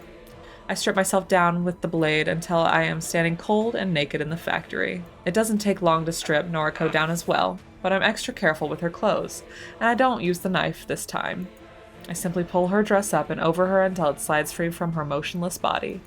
I hold the dress up against me, letting it press against my own form. I look down and admire the sight of myself, imagining what I'll look like when I wear it. I can finally become Noriko. I can wear her clothes, live in her factory, talk to her friends, work at her office. I can do all the things that she loved to do, all the things that made her happy. I slip the dress over my head and force my arms through the sleeves. It's a little long, but overall it fits me nicely. I'm Noriko Kurosawa. Okay, that was a quick end. Final act, Noriko Kurosawa. Okay. When Mother killed herself, she didn't die. Well, she died, but not really. It's a funny thought. Everything that she was, everything that made her Asuna Kurosawa, left this planet on that day. Her body remained, but her soul had departed. She got sent away to a care facility, and I didn't see her very often after that. On the rare occasions I visited her, I would always notice that her eyes no longer looked like mine. I hate her for what she did to our family. Yuriko and I were only children at the time. But Mother hung herself up from the ceiling and made us watch. She encouraged us to kick the chair out from underneath her. We didn't understand what she was doing. She told us it was a game. So we kicked the chair and we laughed. And Mother laughed, and then her neck snapped and she stopped laughing, and that light in her eyes that I once shared with her was extinguished instantly. Yuriko screamed and I screamed, and Mother just wouldn't move, and we couldn't get her down from the ceiling. And eventually Yuriko remembered how to call for an ambulance, and the paramedics arrived and we were taken away. And after that, I was completely fucked up, because you don't just walk away from something like that and act like nothing happened. I spent years trying to force the painful memories of her attempted suicide out of my mind, but I didn't exactly cope with it very well. How could I? I became terrified of the world and became used to locking myself inside and wasting away. Yuriko dealt with it a little better than me. I can't say her rebellious behavior was the right way to cope, but it had to be healthier than staying inside for weeks at a time. By the time I reached senior high school, I think I had mostly gotten past everything. The vision of my mother hanging from the ceiling in front of me didn't haunt my dreams. The sound of our laughter intermingled with screaming didn't always ring in my ears. Aoi helped me through a lot of it. She shared all of her problems with me, and it made me feel a bit better, like maybe my life wasn't so bad. Aoi's life was kind of messed up. Her father was arrested for various crimes and didn't spend much time in her life. When we were about ready to graduate, he came back to town and violently attacked her. She called me and told me that he killed her. But she killed him too, so it was all going to be okay. Her words, not mine. I never understood what she meant when she said she was dead. I think graduating put some distance between us, so I never truly tried to figure out her words. My own problems came back to haunt me once I moved out of home. I became completely distracted and almost forgot about Aoi. The apartment I moved into. I should have known that the smell of mold wasn't normal. I should have paid attention to the shoddy repair work that had been performed on the wall. I should have just walked away and found somewhere else to live. But that apartment, I suppose that's where I started to lose control of my life. And that's exactly the reason why I need to return there, several days later.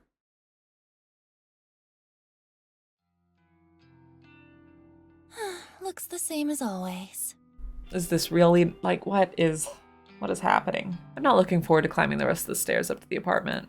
I can hardly walk at all, even on flat ground, but I have to do this. I can't let stitches and bandages and painkillers distract me from getting inside. Okay, so Noriko's alive? I don't know how long I was in the hospital for. None of my personal effects were with me when I woke up. I had no phone, no purse, no handbag. But the doctors monitored me for a few days and then let me go, even though I told them I had nowhere to return to. They just threw me out onto the street. They couldn't even tell me what happened to the girl who attacked me. They had no idea if she had been arrested or not. I have a feeling she's still out there. Regardless, I'm here now. My wound is apparently on a mend, and I don't have any signs of infection. All I have to focus on is the ascent in front of me. Each step I climb is more difficult to conquer than the last. Each time I raise my leg, I experience a tearing, searing agony along the length of my stomach. More than once, I have to stop and check that my stitches haven't torn wide open. When I'm sure my flesh is more or less intact, I continue scaling the mountain. My head throbs and beads of sweat drip down my face. When I hit the landing on the level below my own apartment, I spy a familiar face. Noriko? Momo Ogawa, the daughter of Kenji Ogawa, the man I framed in order to maintain my innocence. Hey, Momo. Her panic cry isn't the reaction I was suspecting. Her father is exiting their apartment just as Momo cries out. He does a double take before glaring at me. Noriko, surprised to see you here. I can't quite get a grasp of his tone. Is he happy to see me or angry? Does he even know that I'm the reason he was arrested? Well, I'm assuming that the police let him go fairly quickly. After all, he's here at his home and not rotting in a cell. Hello. The landlord said you disappeared. Yeah, kind of. Are you okay? You look like... His gaze turns to the hospital tags adorning my wrists and the package of spared bandages I have slung over my shoulder. You know, you disappeared right around the time the police... Huh? Forget it. It's nothing. I have a bad feeling that he's beginning to piece something together. If he works out that I'm behind his false arrest, then... Sorry, I should go. Yeah. Come on, Momo. Bye, Noriko. Bye, Momo. The girl waves excitedly as her father leads her downstairs. I should feel relieved that he's safe, but honestly, I just feel guilty. My actions, Corpse Girl's actions, put a lot of strain on that little family. I have to keep going. The last flight of stairs is torture on my battered body, but I persevere and reach the front door of my apartment. It's at this moment that I remember I don't have any keys to get in. Shit. Out of desperation, I try turning the handle and the door opens. Either I left the place unlocked or the landlord has been inside and forgot to lock up. I'm just thankful that I can keep moving forward. The curtains are open, bathing the living area in a soft light. I'm home. Home. No, that's not right. This isn't my home. This isn't Noriko's home. This is Corpse Girl's home. I never really lived here. I simply existed within these walls. The real Noriko was held hostage by an omnipotent presence sealed in this home. The things here are just as I left them so long ago. It's a comforting feeling, but at the same time it sends a chill down my spine. It's time to move on. I stride with purpose toward the kitchenette and slide open one of the drawers. Inside is a small mallet with a metal head. It's a treasure I acquired from the garden shed on the apartment grounds back when I first moved in. It's not very large, but that suits me just fine. I don't have the strength to wield anything bigger than this. Bringing it to bear it still is a great deal of effort. I grip the handle with both hands and lift the deceptively heavy tool. Equipped with this tiny weapon of destruction, I slowly lurch through the hallway. I make my way to the very end, where a blank, stark white wall faces me. The paint on the wall is peeling like it was slapped on without care. The plaster is cracked like it was applied by an amateur, and the lingering stench of mold is at its strongest when I stand in front of this wall. I bring the mallet down with both arms, the heavy metal head crashing into the wall with as much force as I can muster. The struggle of bearing the mallet is taking its toll on my wound. I feel the stitches in my stomach threatening to snap and break, but I can't stop here. I can't stop until I've crushed this wall and revealed the glittering contents of the trove hidden inside. Another swing and another crash against plaster. A cry of pain and another hole on the wall. I scream and swing at a hammer and groan and slash and weep, and the wall crumbles beneath my sheer force of will. White dust clouds my vision and provokes me into a coughing frenzy. When my eyes and throat clear up, I throw the mallet to the carpet and venture forward. I clamber through the human-sized hole in the wall and find myself within the secret cache on the other side. Oof.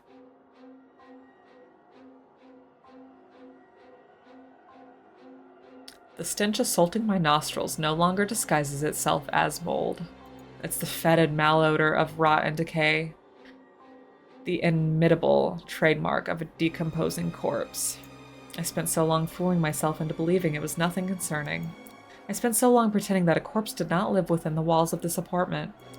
The truth is, this corpse pinned on the wall is the root of all evil. It's an infinite fount of misery and despair and malice and death and hatred. This is Corpse Girl. Hello, old friend. The corpse does not reply. To call it a corpse is no longer entirely accurate. It has become little more than a skeleton, a macabre tribute to the unyielding sands of time. Bone and flesh and hair and fabric blend and intertwine and meld together to form a sickening representation of human beauty. Beauty. I used to think this body was pure perfection.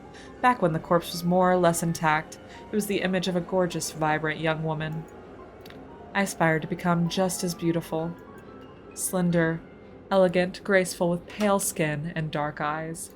Looking at her now, it's clear to see that I was deceived. The form before me is not beautiful. It's revolting. I shaped myself in the image of death, truly believing I was transcending mortal beauty. This corpse controlled me for so long. This corpse manipulated me and made me want to become just like it. Somewhere along the way, my own identity began to dissolve, and I started to believe that I had become the rotting carcass, this pallid bag of flesh. The spell has been broken. I don't know if it's because of my near-death experience or the clarity of mind inspired by an intoxicating cocktail of painkillers, but I no longer want to associate myself with Corpse Girl. I want to be myself, just Noriko. I no longer want to kill in the name of this blasphemous effigy. Corpse Girl, I found you here, trapped in this storage closet, just over a year ago, and you stole my life from me. Looking at her now, I can't help but wonder what the hell went through my mind when I let her possess me. Why did discovering this corpse have such a profound, lasting effect on my psyche? I shut my eyes as a wave of dizziness threatens to overcome me. Staggering in the near darkness, I struggled to regain my balance.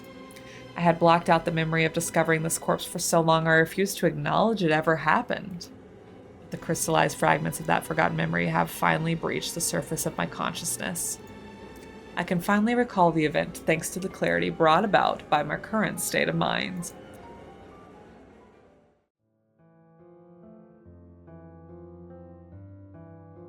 It happened several days after I moved into this apartment. The musty smell of mold lured me to the wall at the end of the corridor, the wall that had been hastily patched up and covered with plaster and paint. I wondered about the source of the smell. I figured it might be a leak, a busted pipe that needed repair. Instead of calling upon the landlord for assistance, I took matters into my own hands. Perhaps I was inspired by my newfound independence. I had just become a free young woman living on my own for the first time. Perhaps I was just stupid. I located a mallet in the garden shed. I tore down the wall, found Corpse Girl, and in that moment, I fell to my knees. Someone had hung this corpse upon the wall and decorated the storage room with books and photographs. The sight of the dead woman bearing down on me instantly unearthed the buried memories of my mother's attempted suicide. The pain and despair that I had repressed for so long found its way out of my mouth and formed an unholy scream. I think the fear of that discovery and the subsequent revival of subdued memories caused me to slip in and out of subconsciousness. I was paralyzed by fear and my entire body was racked with pain. Looking back now, I feel like I must have spent days lying in a heap on the floor of the storage closet. Days spent within a dreary haze of dread and depression and distress. Days spent at the feet of this hanging corpse, that form I began to look up to and idolize. Days spent in a lull, a fever dream, surrounded by photographs on the wall of all manner of corpses. Days and days of my soul and identity slipping between my fingers. Something must have eventually cracked inside me because I remember getting to my feet and repairing the wall. I don't know how I did it, but I patched it up and painted over it and vacuumed up all the dust and debris from the carpet. And then the memory of the entire incident just vanished from my mind. The only relic I retrieved from that storage space was a single book, a heavy tome that must have tumbled out of the closet during my delirium. Faux photography, a comprehensive history of photo manipulation. Now, Corpse Girl doesn't look the way she used to. Uncovering her today hasn't shocked me into submission like it did all that time ago. Am I stronger now? No, not really. But I was prepared to face her this time. And now I'm here to bury her. As I calmly assess how difficult it will be to retrieve her from her position, my eyes fall upon the dozens of photos plastered haphazardly across the walls. Photographs of nameless bodies printed with an instant camera. There must be 10 or 20 or 30 corpses across the entire series of images. I don't recognize any of them. That's the only comfort I can take from viewing the images. The comfort that I'm not the one who decorated this room with these macabre visuals. Whoever put these photos up is undoubtedly the same person responsible for hanging Corpse Girl on the wall. All of the photos look so real, and all of the corpses are in such normal situations. There's an image of a decomposing body sitting on a bench waiting at a train platform. He's wearing a suit like any ordinary businessman. Another image is of a headless couple at a dinner table. Dressed in their Sunday best, they are sharing a candlelit meal. Corpses going about their daily life. It's eerily reminiscent of something else I've encountered before. What was it? A book I read? Instinctively, my eyes dart to the piles of books toppled over in a corner of the storage room. There are dozens of duplicate books, as if they were abandoned here by their own author. I crouch and dust off the cover of the book at the top of the pile. Dazed by the Dead by Nobel, Sinclaire. Nobel Sinclaire. Underneath 10 more copies of that volume is a different book with a familiar cover. Strange Flower. I know this. The very same book that Kojiro lent me so long ago. Except the book here is not some worn, well-read library copy. It's in pristine condition, save for the layer of dust coating it. There are nearly a dozen copies of this book as well. Someone intentionally abandoned these books here, and the fact that they are accompanying so many photos of corpses, not to mention Miss Corpse Girl here herself, is no coincidence. These books and photos, as well as the copy of faux photographia I found here so long ago. All of this somehow embedded itself into my consciousness and inspired me to start Corpse Girl's website.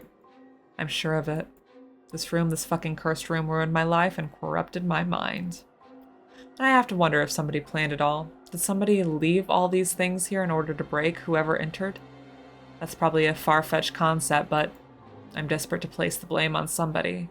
Anybody but myself. Enough. A light slap to my face snaps me out of my inner ramblings. It's time to bury Corpse Girl and put this life behind me once and for all. I can't really atone for the things I've done this last year. Hell, I don't actually feel like I need to atone. It's not guilt that's eating me up inside. But at the very least, I can move on. I carefully remove the restraints, tying Corpse Girl to the wall, and feel the weight of her rotted body collapse against my own frail form. Her head leans against my shoulder, and for a brief moment, I pause and let her rest against me. I run a hand through what's left of her hair. She's been through a lot. We both have.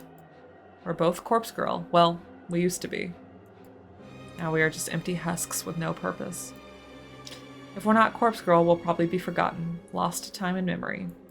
For once in my life, I'm looking forward to being forgotten. Bonus ending. Tomoe Watanabe. Hell yeah! Hell yeah! I'd love to see Tomoe. God, this place is boring as hell. After all the shit I've been through this year, I simply can't believe I'm still working here. If it weren't for Shinya, I probably wouldn't bother coming in every day. But I want to patch things up with him. If I keep talking to him in the office, surely I'll crawl my way to forgiveness. Speaking of that son of a bitch, here he comes now. Look at him. He walks past my desk and doesn't even acknowledge my existence. How can he ignore me after all the time we spent together? Fucking hell.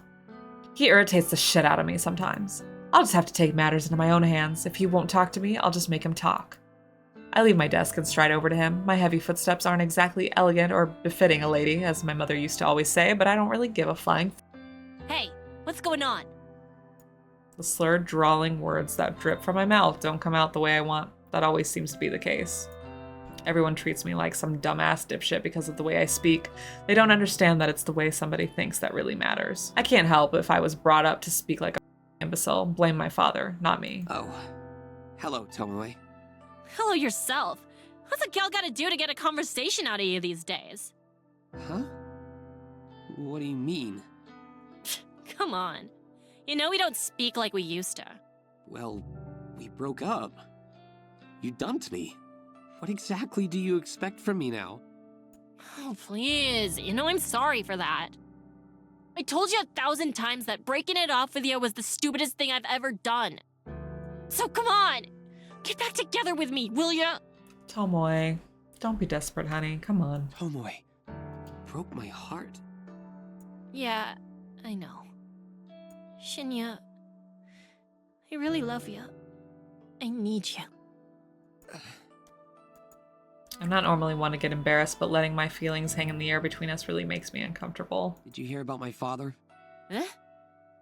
I wasn't expecting him to shrug off my confession with a swift change of topic. He's tracked down an important member of the Human Removal Service. Jeez, not this shit again. Can't you just let it all go? No, I can never do that. I'm going to get to the bottom of it. Yeah, Tomoe, maybe you should move on from Shinya. I could use a hand, if you're willing to assist. Having someone by my side with insider information would be rather handy. Don't you agree? I'm kind of blindsided by his request. I know that he knows everything. I'd be stupid to pretend he hasn't figured it all out by now. He knows of my involvement with Noriko. He knows that I had a hand, however indirect, in the suicide cases that Corpse Girl painted across the city. I'm not going to judge you for working with Noriko. If you can help me bring the greater perpetrator to justice, the head of the Human Removal Service, then I think it may have been a good thing that you did what you did. That's so. You'd forgive me for getting involved with such stupid shit? Yes. I'd have no choice but to forgive you. And maybe we can even move further forward. I know he's just saying what I want to hear. He can be manipulative in his own way. But if there's a chance I can make up for this shit I've done and win Shinya over again, then I have to go for it. Right. Sign me up then, or whatever. I'll help out. Thank you, Tomoe. I'm going to interview the individual involved with the Human Removal Service. Are you allowed to do that? Of course.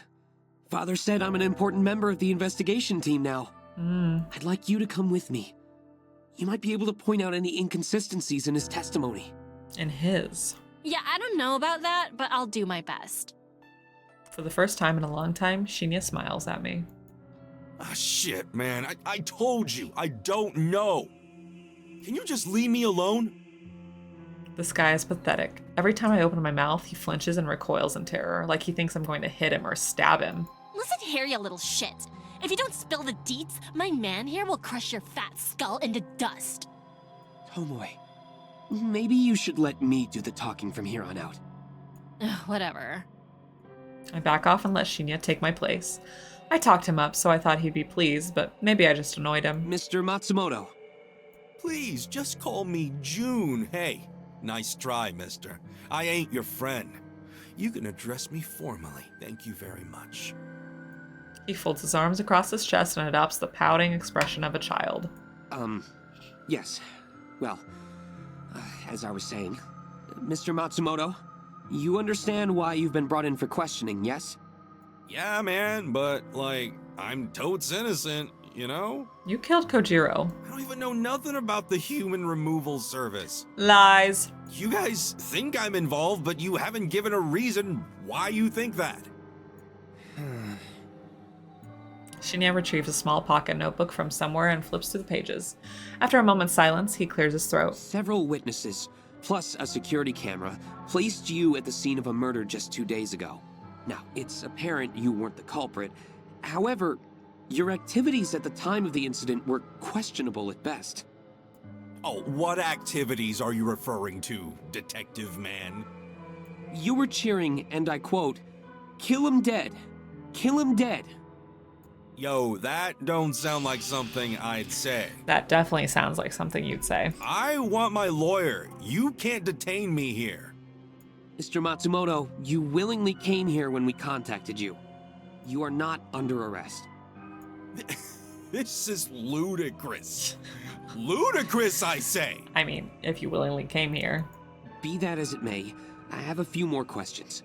One witness declared that you followed the masked culprit after they fled the scene of the crime. Is there any truth to this claim? No, man, like, I just needed to go the same direction, you know? Yeah, definitely. Yeah, I definitely get you, buddy.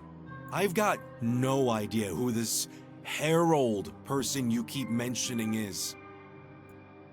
Shinya raises an eyebrow and casts me a dark look. I just shrug. I never mentioned the word Harold. Is that the name the culprit refers to themselves as? Oh, this is like some detective mind trick, ain't it? I have the right to remain silent. Anything I say or do, or whatever, can be like... I've had enough of this creep's inane ramblings. Listen up! I slam my fist against the table and send Junpei rolling back in his seat. He nearly falls off the chair but manages to regain his balance. You've got two options here.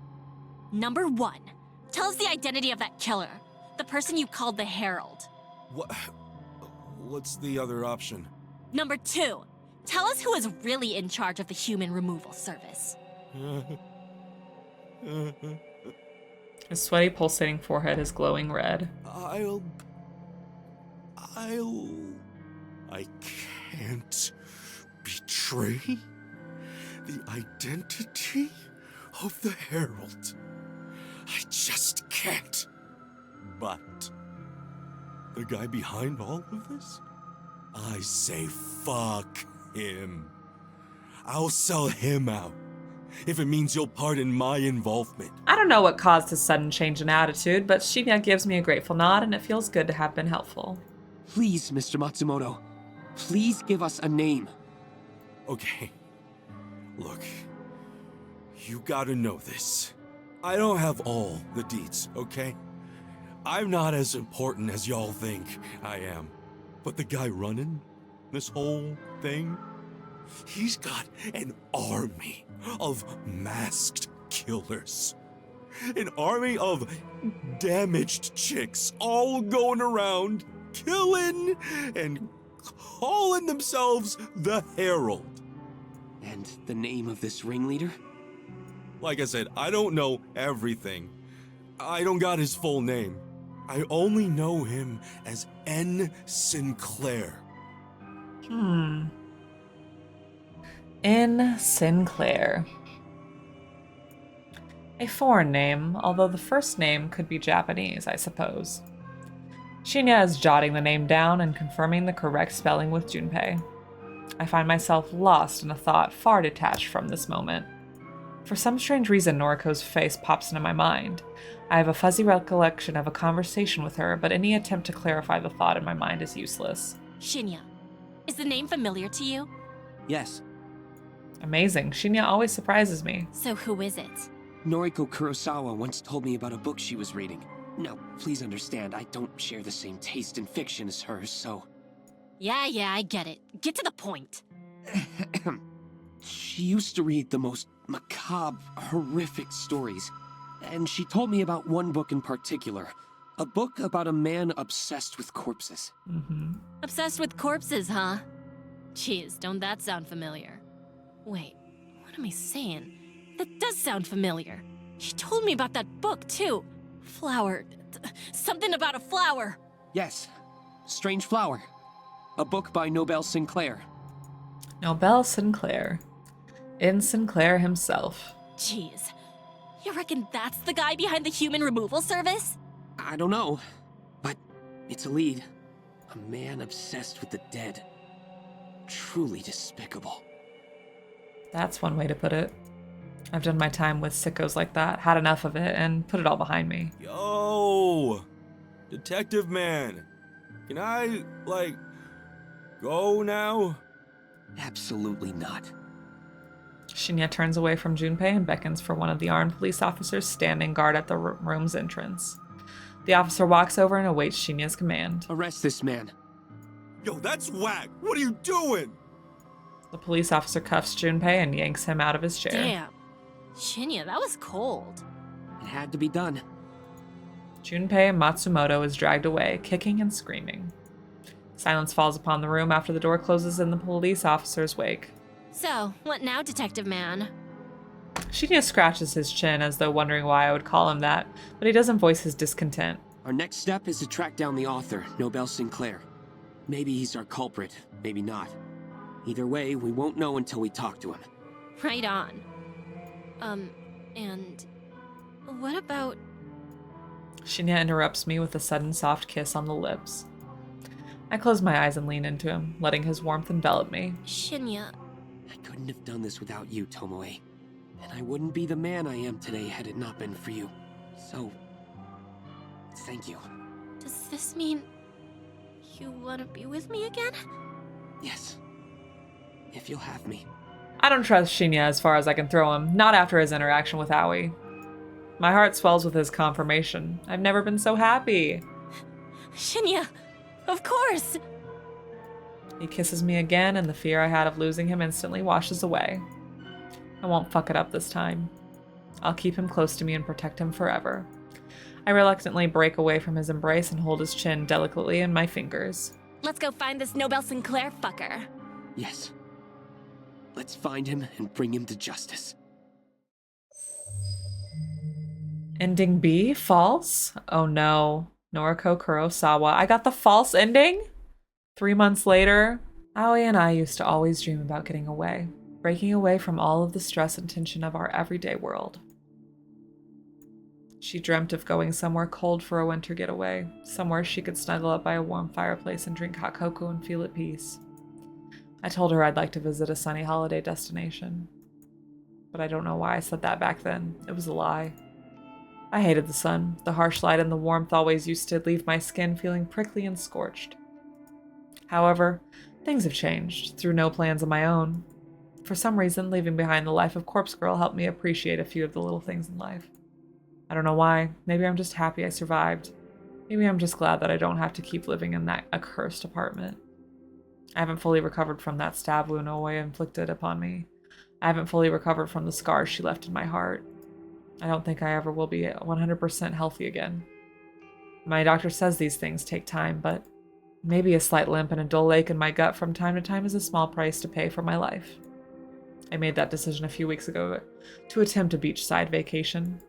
It went well. Pale, ghostly Noriko Kurosawa sat on a beach and attempted to get a tan. I did it for myself, not out of some misguided notion that I should live out a dream vacation for Aoi's sake. Aoi can go on her own damn vacation whenever she wants. It's not like she's limping around with a cane and a serpentine scar across her beautiful skin. It's not like she had to struggle against the entire world just to get on an airplane. The beach was gorgeous. The water was pristine. I'd never seen anything like it in all my life. But those moments of sunshine and relaxation were fleeting. Sitting alone now in this empty apartment makes that painfully clear. I had to return to Tokyo eventually. It was inevitable. But it feels like there's nothing here for me anymore. Maybe I'll move once more. Go to Osaka or Nagoya. No one in Tokyo for me. Aoi, Kojiro. They're either dead or dead to me. Tomoe doesn't call me, doesn't answer her messages. Shinya, nothing, no one in Tokyo for me. My eyelids close gently and the sweet embrace of sleep takes me. I decided to go for a walk to clear my head. But after returning to my new apartment building, I somehow forgot my apartment number. I've only just moved in after all. Shit. How could I forget something so important? I wander the cold hallways, trying to locate my place, 238 or 248, which one was it? Completely lost, I decide to turn around and search in the opposite direction. As I turn, a slightly open door catches my attention. Who would leave their door open? Anyone could walk into your apartment and steal your belongings. This thought quickly scampers off as I find myself pushing the door ever so gently. It swings open slowly, revealing a room lit only by the flickering light of a television. Here we go! Hello? You left your door open. Is anyone in there? My timid voice sounds unfamiliar to my own ears. I realize that I've rarely spoken in the last few days, save for the occasional pleasantry exchange with the staff from the moving company. When no answer from within the room is forthcoming, I take a careful step inside. No sound comes from the television in the corner. It has been muted, but the screen has been left on for some reason. My eyes strain to peer into the near darkness. Once my eyes finally decipher the scene before me, I realize that I'll never be able to delete the vision that has plagued me for most of my life. Oh no. My mother hangs from the ceiling, a rope coiled around her neck like a boa constrictor. Her mouth is agape, a half smile, half scream upon her lips. Her eyes are vacant and stained black with the filthy muck of regret, and her legs dangle helpless, unable to secure a foothold upon the chair that has fallen to the ground.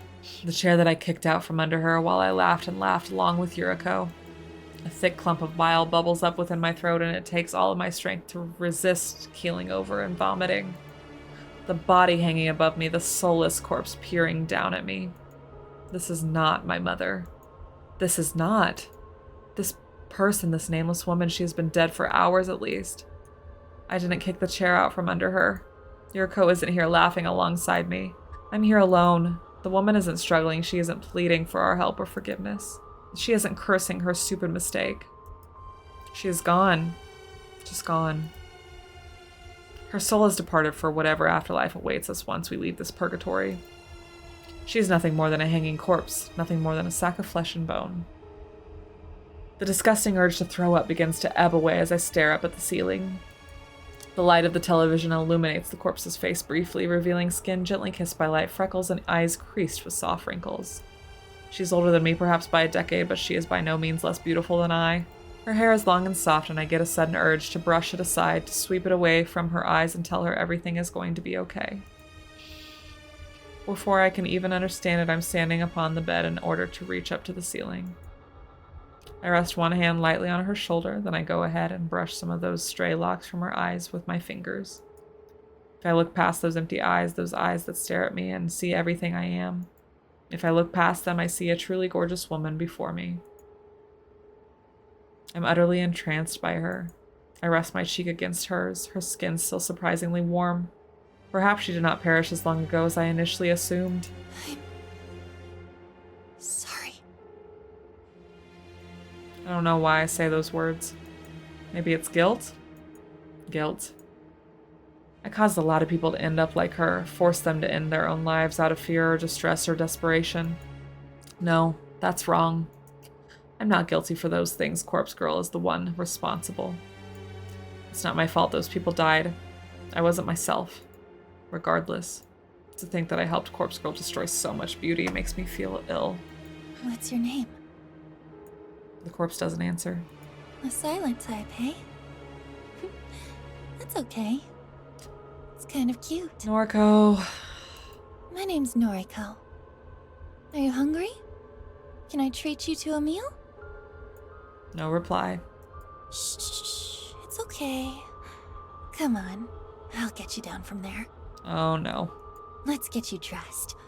I'll put you in something nice. Oh no. It's warm outside, so how about a light dress? Nothing. It takes some time to unloop the rope from her neck and return her to the floor safely. Some part of my subconscious knows exactly how to move her carefully, to dress her, to apply her makeup and bring out her inner beauty. I can't recall if I've done something like this before. Have I taken a corpse out to dinner before? I can't recall if I just read about it in a book or if I've experienced a similar situation. Just because she's dead doesn't mean that I shouldn't treat her right. Just because she's dead doesn't mean she's not beautiful and worthy of my love. After a bit of time, my gorgeous friend is dressed to impress. We're ready to go out for dinner. She's not very talkative, so I'll place her order and keep the conversation going. People might look at us, they might stare or even judge us. But we'll be okay. We're two beautiful young women simply enjoying each other's company. She'll start to decay soon, like a strange flower wilting moments after being taken out of water. As for me, I think I've been decaying for a long time. I hope this nameless corpse girl can help me feel alive again. She offers me a slight smile as I take her hand and I lead her out into the blinding lights of the hallway. I blush. Noriko. Epilogue. Nobel Sinclaire. Okay, we're finally seeing Nobel Sinclaire. 1 year later? 1 year later. Unlock the false ending. Yep, the last one was the false ending. Noriko didn't really find another corpse and take it out to dinner, hopefully. All right, let's move on to Nobel Sinclaire. The book is almost warm in my hand. It's a pristine volume, fresh off the printing press. Paperback, though, I would have preferred a hardback. Been a while since I last published a book. Years. The few fans I have probably thought I disappeared off the face of the planet. I did, in a way. Not my fault. Death is death. Nobel Sinclaire died in a fire inside his family home. Nobel Sinclaire was Kojiro's father, wasn't he? That was a long time ago. Even though my name burned to ash, my body survived. Had to pick up a new name after that. Can't wander this planet without one. This body went up living for quite a while with the new name. I even grew to like it. Then the strangest thing happened. Another fire, inside a morgue this time. The new name went up in flames. What? Kojiro is Nobel Sinclaire?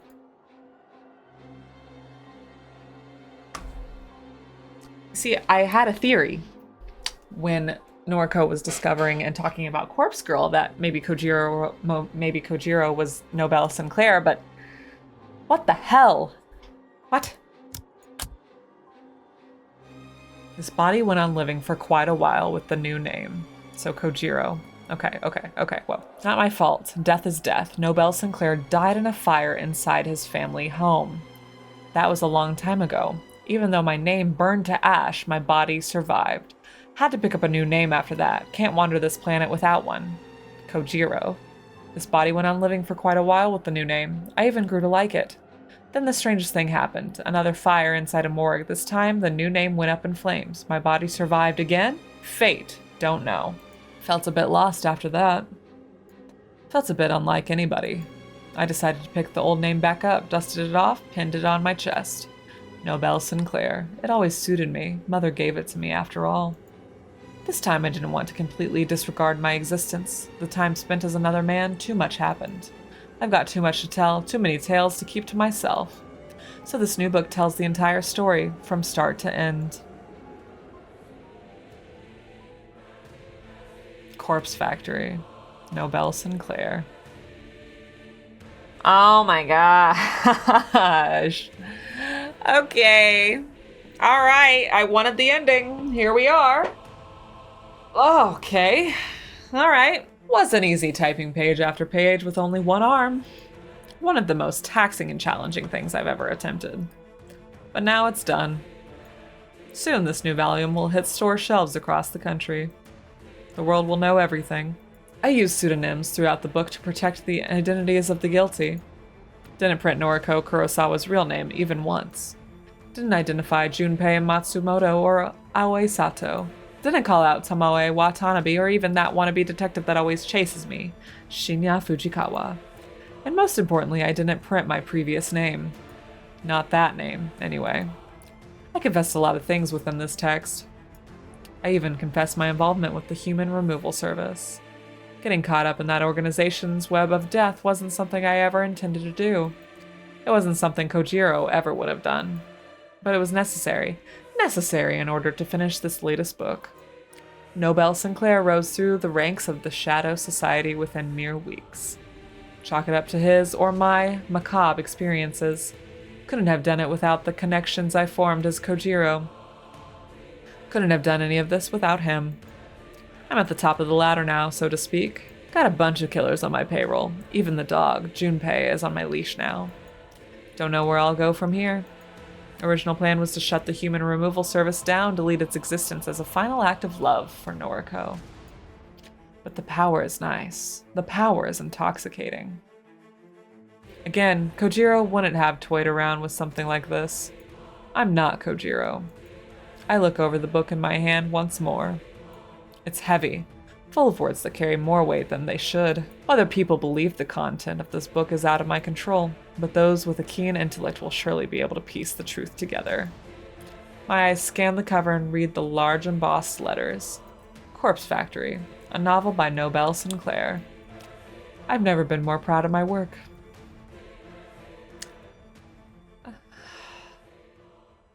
Interesting that he survived 2 fires, not just one. The end. Okay, but I got the false ending with Noriko, so can we get the real ending, please? We're gonna find the real ending. We're not leaving without the true ending. Endings. Which ending would you like to view? Ooh. Oh. Okay, so we already got the bonus ending, we already got the epilogue, and then we got the false ending. So I want to see the true ending. Ending A. The true ending for Noriko Kurosawa. 3 months later. Sometimes on dark and overcast days, I can feel the cold bite of steel inside my gut. It's a phantom sensation that flickers and dissipates within moments. My doctor says it's nothing to be concerned about, but that doesn't prevent me from pulling my clothes aside to examine the skin underneath. The sight of the scar does little to comfort me. I don't think I should have survived this injury. I don't think I should have walked away after regaining consciousness. But somehow I survived that encounter with Aoi. In the darkest recesses of my memory, I can vaguely recall the warmth of strong arms carrying me from that factory, carrying me to safety. Do you think it was Nobel Sinclaire carrying Noriko to safety? Somebody saved me on that fateful day, but I don't know who. Definitely. Regardless, I owe them my life, my new life. A life that is actually worth something. A life that doesn't consist of skulking in the shadows and pretending to be a beautiful corpse. I look down at the empty plate before me and smile.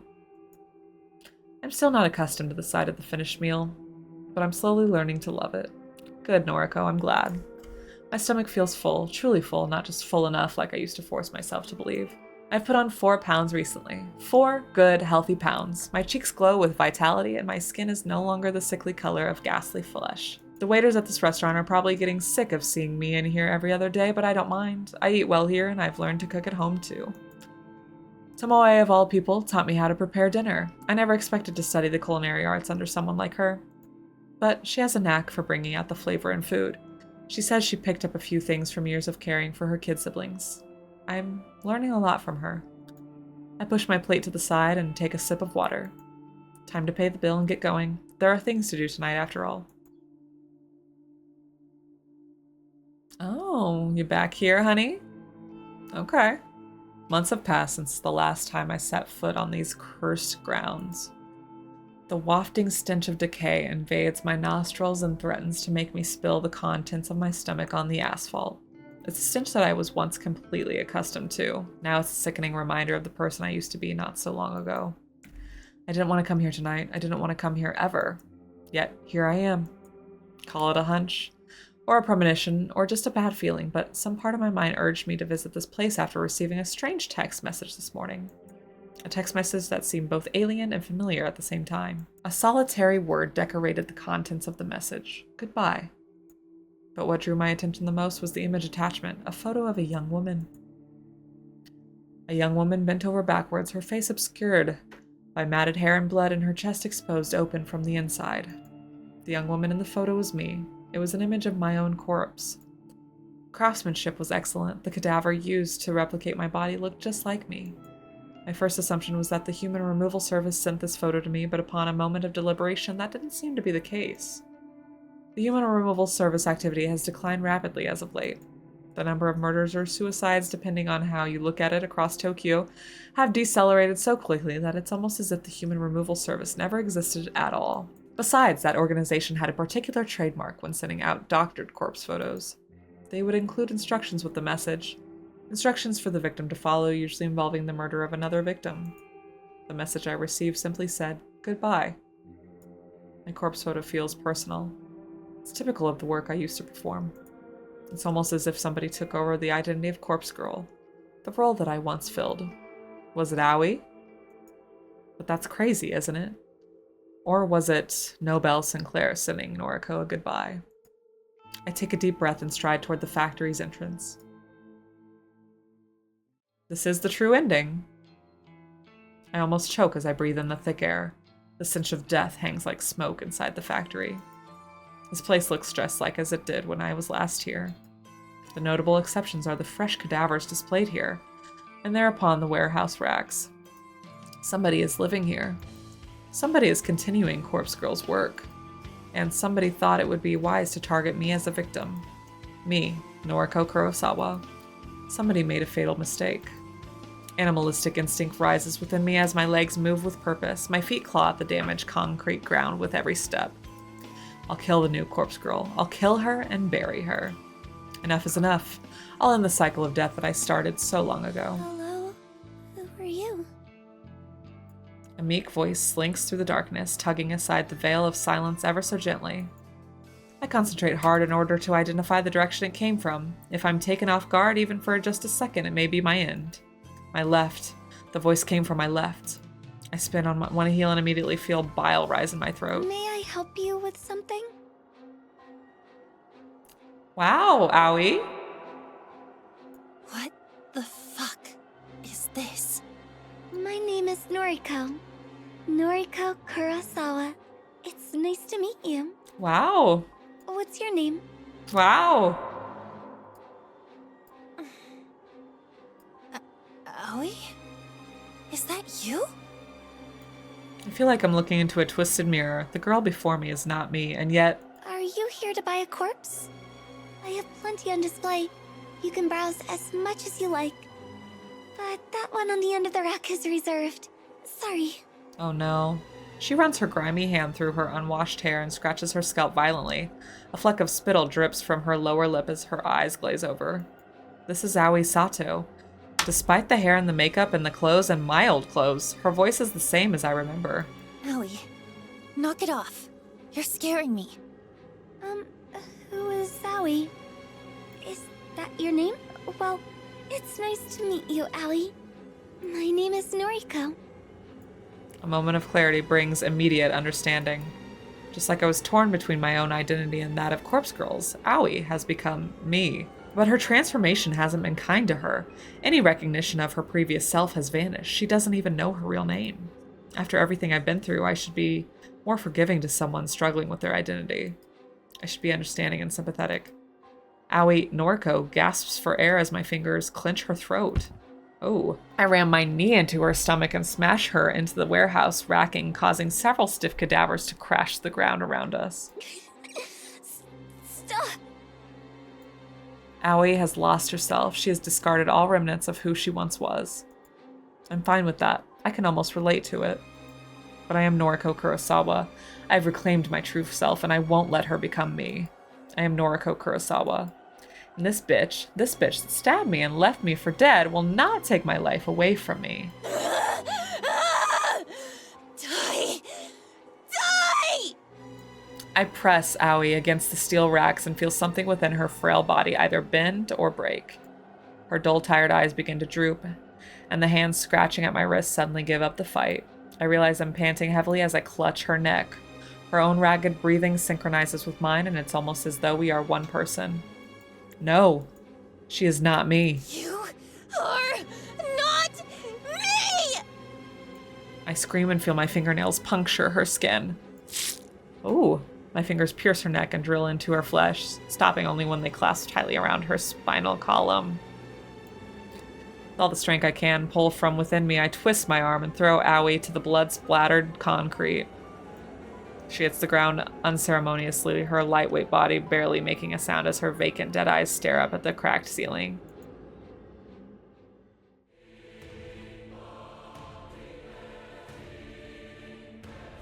I never imagined I'd have to dig up this grave for a second time. When I buried Corpse Girl in the gardens below our former apartment, I didn't predict I'd have to see her again so soon. But here she is, still rotten and miserable. I thought her burial was going to be the end of it all, a symbolic gesture to help me leave behind the person I had become. It was a way to reclaim my former self and bury the past. Corpse Girl doesn't say anything when she sees me lift the dirt from her resting place. She doesn't give any indication that she even notices my presence. Fine, be that way. I couldn't care less. I've brought a friend for you. Someone to keep you company.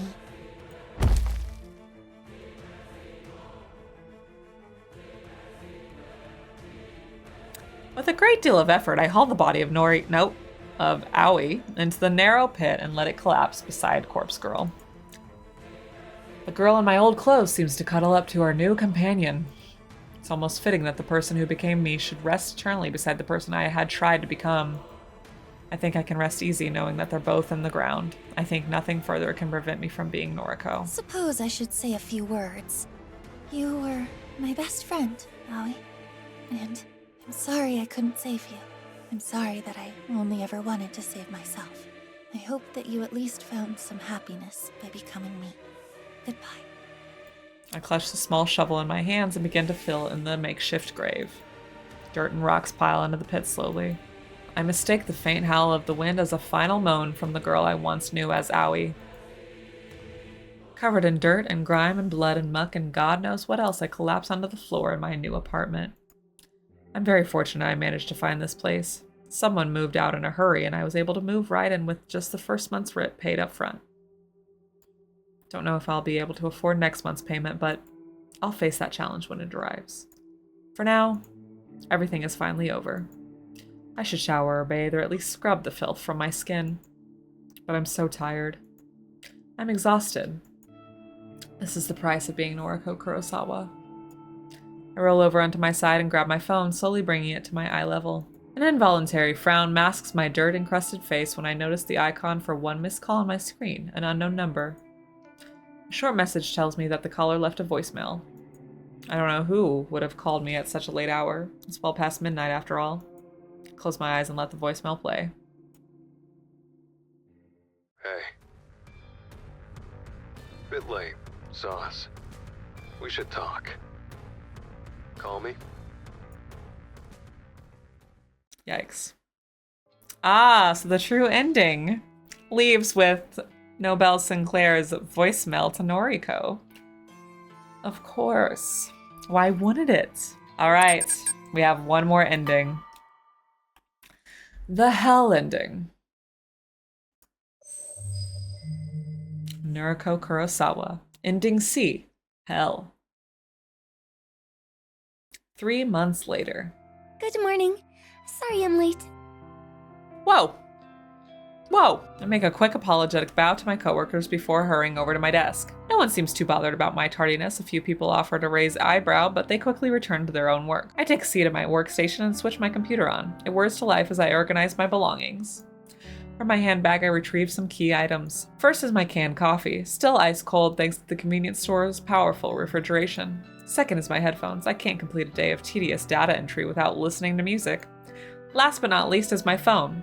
The screen is a little cracked, but the protective case has seen better days. But it's invaluable to me. Something feels slightly off as I look at the screen. There's a nagging feeling in my mind, some small voice telling me that this isn't my phone, but I know it's mine. The familiar red case, the spiderweb fractures inching across the glass. It's my phone, no doubt about it. Pushing the strange thoughts from my mind, I turn my attention to my computer. It doesn't take long to read over the day's list of tasks. I'll continue what I started yesterday. Easy. Noriko? I'm startled by the sudden vocalization of my name. I don't know why. People call me by my name every day. Don't they? Oh, hello, Fujikawa. Shinya Fujikawa is standing at my desk, scratching his cheek awkwardly. I get the feeling he wants to approach a topic of conversation that makes him nervous. I wanted to apologize. I haven't been present in the office of late. Was there anything you needed to discuss with me during my absence? I think about the question. Shinya and I don't really need to talk on a day-to-day basis. His work is fairly unrelated to mine. I'm just a data entry temp after all. But we do have a history together, I suppose. We went to school together after all. We were never exactly friends, actually. I always kind of had the feeling he had a crush on me, but he's not really the type of guy to make a confession. Aoi always used to joke about how he and I would make a cute couple, but I could never see it. He was, and still is, far too dull for my tastes. Aoi. Why does that name sound so distant? I try to put a face to the name, but my mind draws a blank. She was my best friend, and yet... Noriko? Oh, sorry. I get lost in my own head sometimes. Ah, yes, I see. Well, if there's nothing you need, then I'll be on my way. Okay then. Say, your old friend, Aoi Satou, have you heard from her lately? No. Actually, I feel like something must have happened to her. We haven't spoken in... God knows how long. Is that so? That's too bad. I find it odd that he leaves the conversation with those last words. He simply walks away from my desk. My phone cries out, the unfamiliar ringtone, one that I never selected, splits my head wide open and prompts my brain to spill out between the cracks in my skull. I squeeze the sludgy gray matter back into my head and blink a few times, then realize that my brain is not actually leaking, just a trick of the light. I struggle to maintain eye contact with the screen. The caller ID flashes across the device, identifying the caller as Noriko. Me, my own name, myself. Noriko is calling me. I'm calling myself? A dull ache still throbs within my head as though it has been recently emptied. I answer the call. Hello? I hear a sharp inhalation of breath and then the call cuts out. It takes a few seconds for me to realize I'm crying. Shinya is at my side, his arm around my shoulders, and within seconds the rest of my coworkers are staring down at me. I'm on the floor, my face nestled within the plush office carpet, but I don't know how I got here. I'm supposed to be stoic, unflinching. It's my ideology, my entire identity. So much for stoic, unflinching Noriko. Remember stoic, unflinching Noriko? Maybe if I just close my eyes, I can make everything return to normal and start this day over again. The stairs upward feel particularly difficult to climb today. It was a rather strange day at the office, but I know that returning home to my family will make me feel better. My family? Shinya took me to the train station, waited until I boarded my train. I was really sweet of him. I don't fully recall the things that he said to me. He might have mentioned something about not needing to return to the office anymore. Maybe all my work there is completed? My head is still a bit fuzzy, but I'll sift through the details after a hot shower later tonight. Since the sun is beginning to go down, I think the others should be home by now. Noriko is probably relaxing on the sofa, and Mother should definitely be here since she doesn't leave the apartment these days. I unlock the door to the apartment and wander inside. Okay. Oh, amazing. Awesome. I'm home. Great. This is definitely hell. Okay. Stepping through the open door is always a comforting feeling. It's a good return after a long day at work. There you are. Good evening, big sis. Good evening, Mom. Noriko offers me a warm smile. She's changed a lot recently. Her foul, rebellious attitude disappeared when she moved in. Maybe she simply wanted our family to be reunited again. Maybe her delinquency was all just an act, a way of trying to deny what she really wanted, to simply return home. Mother, on the other hand, doesn't really regard my entrance, but that's nothing to be concerned about. She's always distant and aloof. Shall we order in tonight? I'm thinking some pizza would be delicious. Noriko nods. The act causes a small clump of her hair to detach and flutter to the floor. I'm looking forward to a quiet night in with my family and some pizza. I never had the opportunity to enjoy these moments when I was growing up. In those days, I was simply grateful for the nights I could go to bed without a new bruise or gash to cover up. Mother used to kick me and slap me, but hang on. I look at her now, slumped on the couch, completely lost in her own world. That's not the mother that used to abuse me. That's not the mother that was married to my father.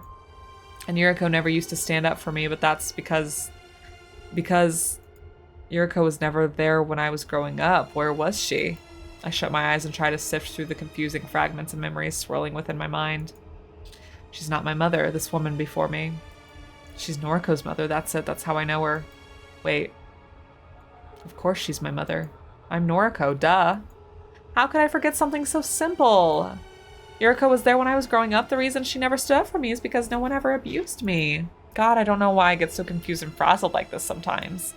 I smile at my loving family and clap my hands together. Okay, I'm going to order dinner. Is everyone happy with barbecue pizza? Noriko nods, and Mother lets out a quiet snore of approval. I whip my phone up to eye level and open a food delivery app. I notice that my battery only has 8% left. I should charge it up before it dies on me. I keep a charger here in the living room, so it only takes me a second to waltz over to the wall socket. As I lean down and grab the charger, I see that another phone is already plugged in. Another phone? The case is blue and the screen doesn't have a trace of damage on it. Whose phone is this? I nervously tap the screen and see a list of noise notifications. There are a lot of messages from someone named Junpei. Junpei. It's a name that doesn't ring a bell. I check to see if the phone is unlocked and by pressing my thumb against the home button. Strangely, my fingerprint unlocks the phone instantly. My fingerprint? But this isn't my phone. This can't be my phone. The message from Junpei all open in quick succession. Babe, good news. Hit me up. Waiting for you. Coffee today? Are you mad at me? Talk to me, my whittled cherry blossom. I miss you. Did I do something wrong? That splitting sensation inside my skull returns as my eyes devour the contents of the never-ending string of messages. I feel like I know this person, but I can't picture a face. I can't picture any scenario in which we have ever met or spent time together. Why does he speak to me in such a familiar way? Wait, he's not speaking to me. Of course, this isn't my phone, so these messages were never intended for me. I throw the phone aside, happy to have broken free of my concern. Doesn't matter who the phone belongs to, it's not mine, so I don't have to deal with it. I plug my own phone into the charger and feel relieved as I watch the battery icon slowly fill up. Okay, Mom, Noriko, I'm going to go take a shower while my phone charges. I'll order dinner after that. I promise. Thank you for being patient. For the first time in a while, Mother actively responds to my voice. Noriko? Her head lifts slightly and she regards me with her dull eyes. Mom? Where am I? You're not Noriko. A bead of sweat forms on my forehead, and a shiver crawls slowly down my spine like a spider. Her firm, accusatory tone immediately chills me to the bone. Of course it's me, Mom. It's me, Noriko. No. You're... Where am... Panic settles on her delirious face. I don't exactly blame her for being scared and confused.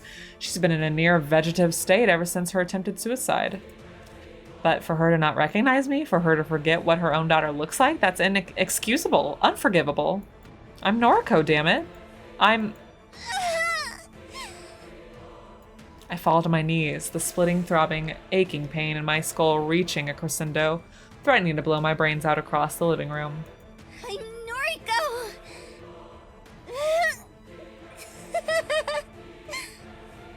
Noriko Kurosawa!